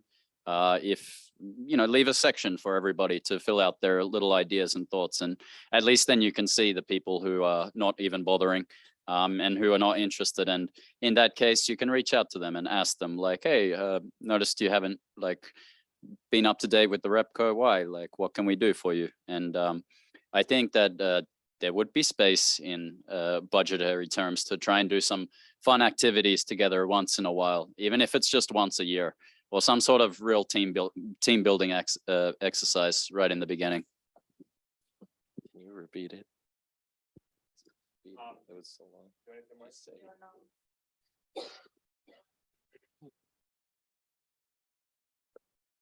What are your thoughts on the future of RepCo? It's a good question. My thoughts are that as RepCo is so integral in our way of getting our members' voices heard, that we really need to start mapping out its mission and how it's serving it. And through that, we need to start having discussions on how we can improve it. Yeah, go ahead. I think that highlighting the benefits of being in the RepCo should really be done in the marketing. I don't really remember the marketing so well last year, but I don't think that the actual value of being here for someone is so well communicated. And I think that turning each of us into like brand ambassadors, I mean, some people are not going to be interested to do that, but it's not a bad idea to talk about the RepCo work once in a while when you get the chance, and just remind people at events and such, when you get the chance to talk to people, you can just bring it up and say, hey, do you know about the RepCo? What do you think? Like, would you have any thoughts about this? That way, at least the word is getting out and we're getting the opinions of people. Yeah. Thank you. We're now an hour over time. So if anyone has like a really trivial question, Joona, this must be a quick question then. Yeah, not as much as now. Sorry. Yeah, you can answer by one word if you want. So you were asked if you would remove one salkku, what would it be? So if you were to add a salkku, what would it be?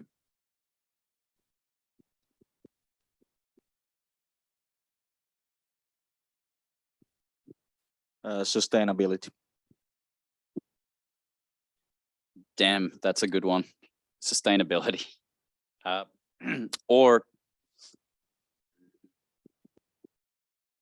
academic affairs. Well, that already exists, but maybe another person to work on that. Yeah, another person to work on new students.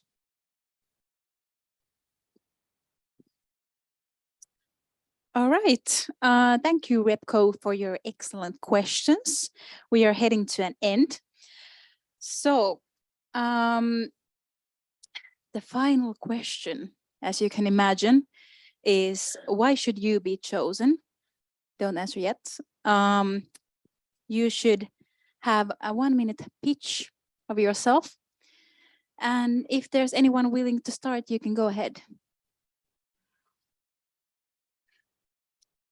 Why should I be chosen? I think that I'm not a typical candidate by any means, because I have experience from Probba, also international. Finnish is not my main language. I have been taking lessons to improve that, and it's coming along nicely. I feel that I have the passion and excitement for this community, and I really thought it would have run out already in my first year, but it hasn't. And I continue to drive and push and work as hard as I can here, and I care about it so freaking much that I can't really put it any other way than that. That I really care, and I really want to do my best and ensure that our community really thrives. Why should you choose me? I think the answer is threefold. First, I have the visions for the next year to really drive us forward. Second, I have the know-how of the KY office, the KY environment, and also the Aalto environment. And third, I have the motivation and passion to see the next year through. Thank you. Thank you. Why should you choose me? Well, since the day I started my studies, I have been active in this community. This community is, KY is really my passion. The more I do here, the more I want to do here, and I want to be there to make KY better for next year. I also believe that I have the necessary experience, I have the vision, and altogether, I really want it. Thank you. Thank you. And let's have a round of applause again.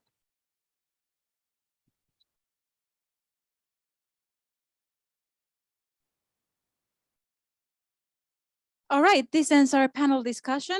Thank you very much on my behalf as well. And I think Sanne will take control. Yeah, bye. So what will be happening next is now is the point when you can no longer apply to be the former of the board. So no surprises anymore. Whew, close one. Yeah, you can go and sit up. Next up, we're going to have a closed ballot. So all the Repco members who are eligible to vote will be staying here with me and Heidi, and all the other members are leaving. Not yet, sorry.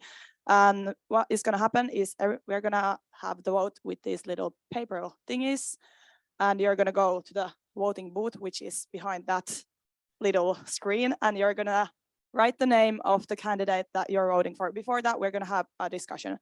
Yeah. And then this is our urn. It's a DIY one, sorry. So you have to come out of the booth and drop your vote in here. And wait, do you want to add something? Yeah. I'll add for the people watching from home, we will be closing or turning off the camera and the mics for the duration of the vote. So we'll see you all in a bit when we have chosen the new former of the board. This will take approximately half an hour. Okay, stay on your place still.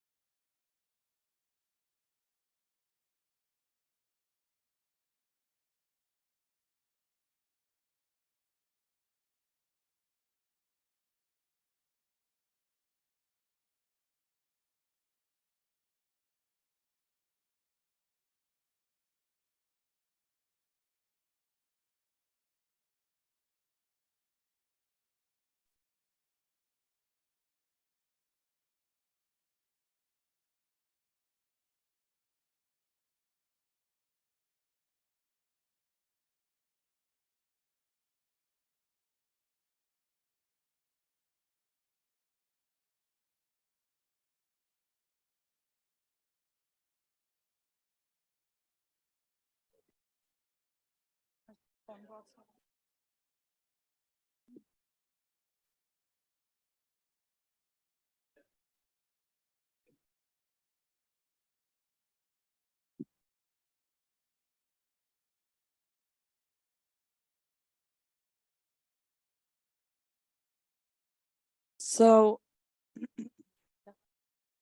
we're now coming back from the break at 21:32. Oh God. And the votes have been counted, and Juho and Onni, our counters of the vote, will tell us the results. All right, hello. So there were 21 votes, 0 empty, and the results are following. Mikael Blinnikka, 3 votes. Miko Mariapori, 2 votes. Rasmus Rasanen, 16 votes. Congratulations.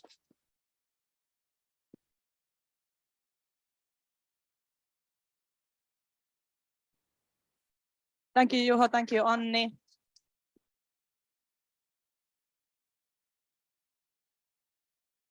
Yeah. We're choosing Rasmus Rasanen as the former of the board for the next year.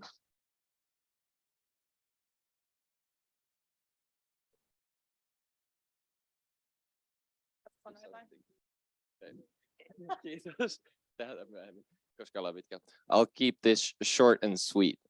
Thank you for your trust. Looking forward to working with you. If you're thinking about applying to the KY board, please apply.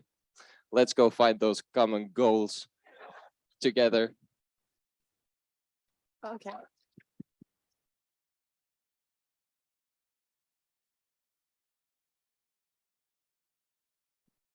Perfect, and we're now done with this item, so we can close item number 11 and move on to item number 12, which is choosing or electing the chair of the representative council. And we didn't actually have our applications on time, but you can still apply for this position in this meeting. And we have an applicant, Aino Piipponen. Yeah. Also, and Aino has actually created the presentation for us. So, but she's gonna keep it short and sweet. It's not, it's in there. This one. Go ahead, Aino. Hi. I promise to keep it short and sweet, so you can decide whether you want to move on with me or with someone other. So hi, I'm Aino. To the first one, please. Yeah, so hi, I'm Aino Piipponen. I'm applying to be the next chair of the RepCo. And yeah, I have quite a lot of past experience from KY, but I still have the motivation to do more. And I feel like this role is super fitting for me due to my past experience, and also with the thing that I want to do something that doesn't fit to my culture sector stuff. So this is something different. Yeah, let's go. Who am I? Yeah, I'm 22 years old. I come from Kainuu. This is an important fact. I'm a bachelor in business, or I haven't received my papers yet, but they should become to my mail in 2 weeks. And some things I love: coffee, karrikoira, Finnish baseball, and dancing. So probably we can talk about these tomorrow or something like that. Let's go. But from the KY perspective, I've been pretty active around culture. So this year, maybe I'm familiar for some of you. So I've been a member of the executive board. I've been responsible for culture and new students. And yeah, because of those salkkus, I've been the chair of KUVA. I've also been a member of AYY's UO-jaosto and a mandate member for the tutor committee. Previously, I've been a member of cultural committee and cultural subcommittee, as well as I've been a mandate member in KY Tech for a few years. Yeah. And like the former of the board applicants, I think that it's quite a nice thing to talk about more about the RepCo's focus on next year, and they already told you something about this. I think that there are two things to focus on. So first, the role of REPCO during next year. So like one of the former of the board applicants told, I think that it should be reconsidered what are the subjects we will be talking about next year, maybe something like the KY sauna, which was a nice discussion because everyone wanted to participate in it. Of course, we have the official stuff as well, like the budget and confirming other documents, but I think that also we have to create a culture of keeping more space for the discussion and not just confirming things. That would be nice. And then we have REPCO elections coming up, and I know it's not on the chair's responsibility, but I think that I would love to participate in promoting the REPCO from the very start of the year and being a part of planning the campaign project early enough, so I can sort of be the face of the project if wanted. But yeah, that's how I see the next year in REPCO. And why should I be chosen? Firstly, I think that I have a great vision of how REPCO works and what is there for REPCO next year. Secondly, I think that I have great past experience for this role. I think that I'm also personally, I have personal skills that help in this role as being the chair, as I'm very systematic and I organize things. I'm great in organizing and being systematic. So I think that they both are very important for any chair. And yeah, lastly, I am motivated in being the chair. I'm motivated in doing this part. And yeah, that's about it. Wow, I was fast.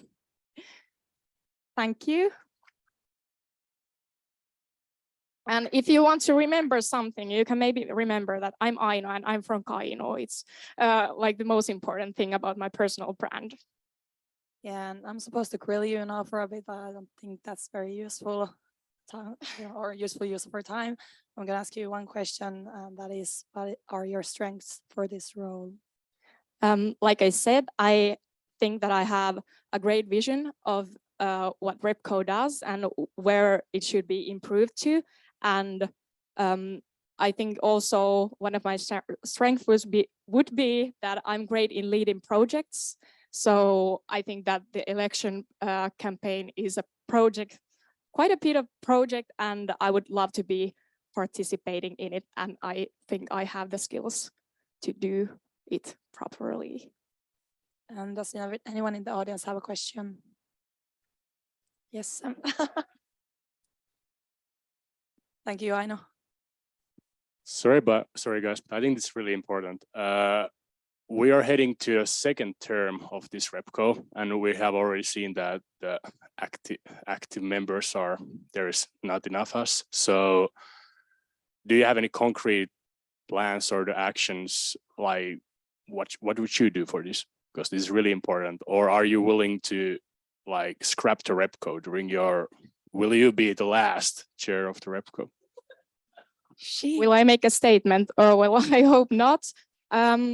Well, firstly, I think it's with the discussion topics that we could have, like to figure out that, well, there's more for the REPCO than just confirming things, and we could use that to our advantage. And secondly, I think that now if I'm chosen for this role, I think that I'm quite, because I'm a new person, then it's easy for me to collect feedback from this year from REPCO members of what has worked, what is motivating for you to be a part of the REPCO meetings. And yeah, so I'm like, so if you judge this year, you won't judge me personally, but I'm like, I really want to hear, if it's via forums or private message, I would like to hear what is a thing for you that would make you participate in a meeting of the REPCO. That's about it. Miku has a question as well. Let's make this the last one, if that's okay. what kind of snacks can we expect at the Repco? Yeah, I have to talk about that with Teemu, but yeah, maybe not popcorn anymore, but Juho said that maybe some poke bowls would be nice if we have the budget for it. So I don't know. Maybe I'll cook them myself if we don't have the budget. So Well, I'm we the have- mom of the. We have 1,500 euros for the rest of the year, so I hope we can get some poke bowls. Is anyone opposed to this decision of Aino being the next chair? We don't have to do it with the Lippulapus now. God damn, I'm gonna know it then. And the Repco decided to choose Aino Piipponen as the next chair of Representative Council. Amazing. Woo! Congratulations. And then we can close off this item, which is item number 12, and move on to item number 13, which is electing the vice chair of the Representative Council. And we have another surprise applicant, don't we? Yes, Onni Syvälahti, the stage is yours.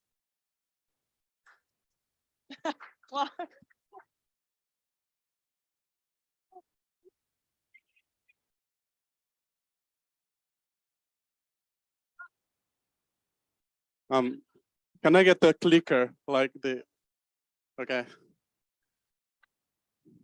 How does?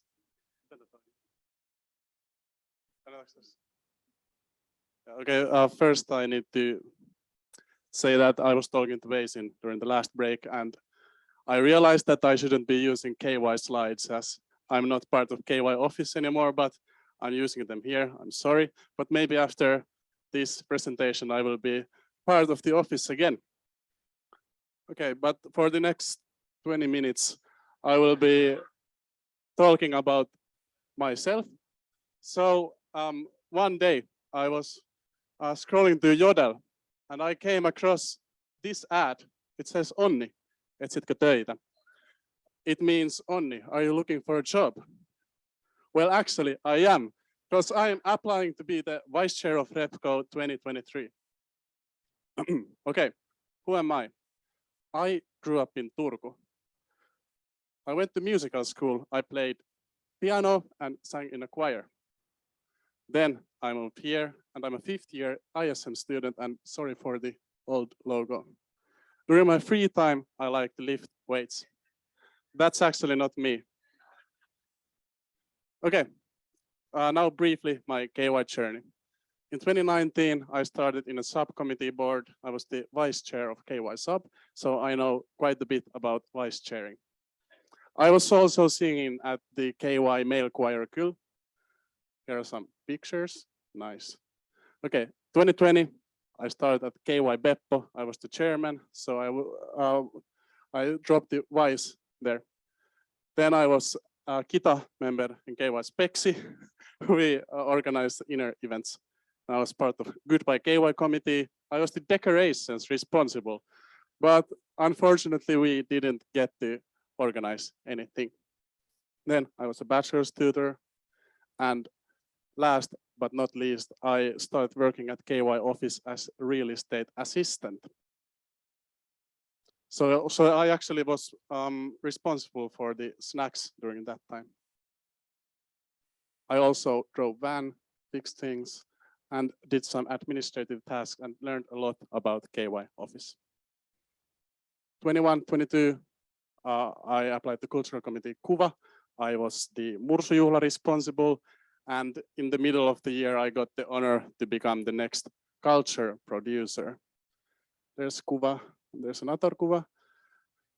And there's actually me and my partner in crime, Aino, with the previous cultural minister, Antti, who actually shortly after this quit his job as cultural minister. So coincidence? I think not. Now, the challenges and themes in Repco 2023. This is the classic question that gets asked every year, how to involve people in the Repco work. As well, there should be some discussions all about what would motivate people to come here, but maybe some could get annual ball invitations if you are active enough, or some recreational fun. We'll see. Edarisse, so a cruise. Yeah. So this is the same as Aino. What is the role of Repco? What should be discussed here? Should there be like more drama? So this would be more interesting or something, and how the dynamics with KY office works, as Repco is the supervising body. Then how could Repco be closer to KY members? I think the obvious answer is communication, but how should we communicate it? IG stories, KY Today summaries, memes, maybe after each meeting, or even TikTok dances. If you choose me, you'll see. Then, obviously, elections. I would be part of creating an approachable Repco to get as many enthusiastic applicants as possible. So, why me? I have experience both from volunteering and working at KY office. I get work done without unnecessary fuss, and I'm ready to give it my all one last time. Thank you.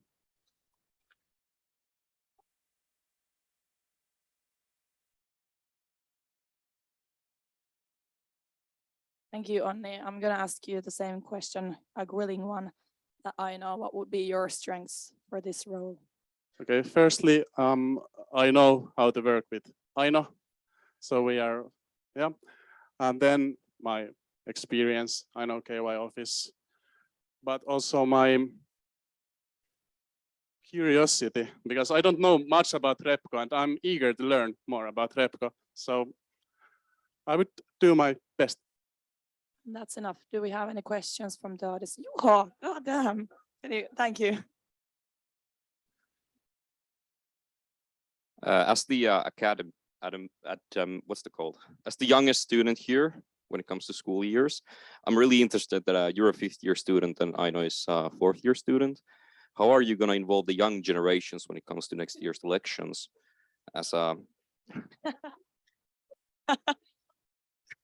I would really love to see more young people here.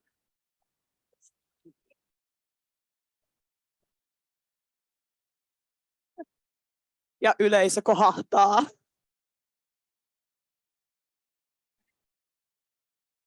Okay, so obviously we should have, well, Mursu marketing, because Mursus matter too. And also, like I suggested, memes and TikTok dances are liked among young people.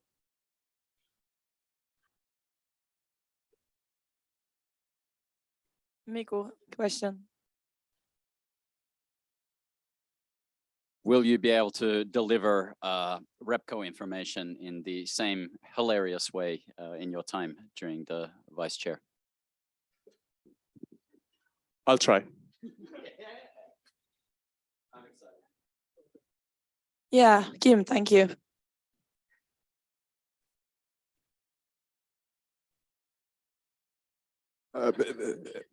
If it so happens that I, for some reason, forget to mark my attendance for a Repco meeting, will I expect a phone call? Yeah. Why not? But at least first a text. Yeah, I gotta love the dedication on it, but did Helmi knew about this? Yes, Helmi knew about this, and she actually wrote one of the things that I said about the elections. Thanks.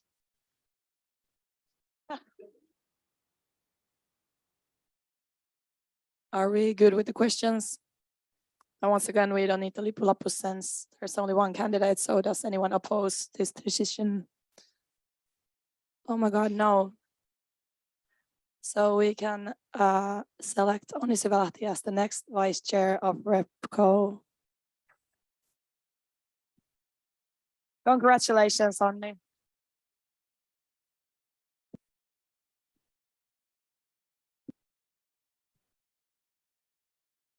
That was a good lighting up the mood situation.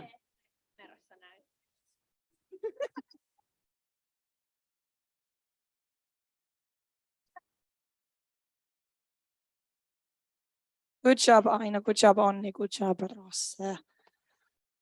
And now, where are we with the whole thingy? Yeah, we can close item number 13. Move on to item number 14, which is stating the chair and the vice chair of the supervisory council of the Foundation for Business Students in Aalto University. And traditionally, this has been the vice or the chair and the vice of the RepCo. So are Aina and Onni available to be the chair and the vice of the supervisory council as well? Does anyone oppose this decision? So we can confirm then them as stated as well. Sorry, there's a wrong year, I think, in the previous slide. There's like 72 slides or something and one mistake. So we can close item number 14, move on to item number 15, which is other emerging issues. And here I actually have the slides of the painting we were talking about like 4 hours before. So it's here. This is the one that KY owns. And there's some close-ups. Beautiful. And then I would also want to add that we have the next Edari in 9th of November. Since there's so many of you here present, I want to remind you to mark your calendars for that and be there as well. This has been great that there's so many faces here. So come there as well. And then do you have anything other, Tobias?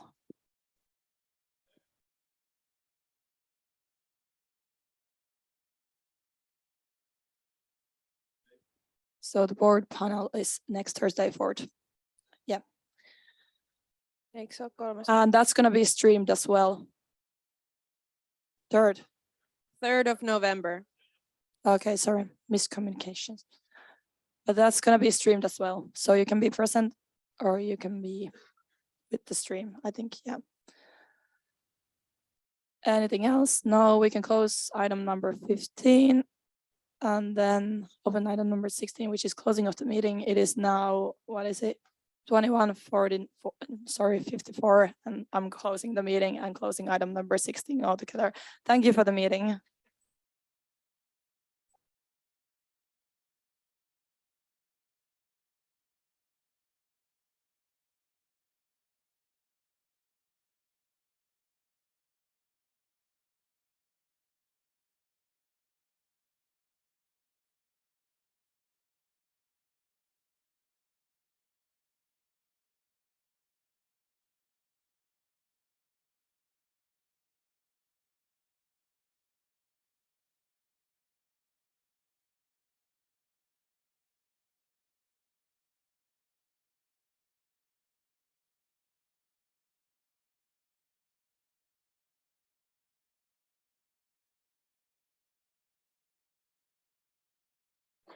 And to the people who were watching via Zoom, thank you. This was it for tonight's RepCo. Have a good night. Bye-bye.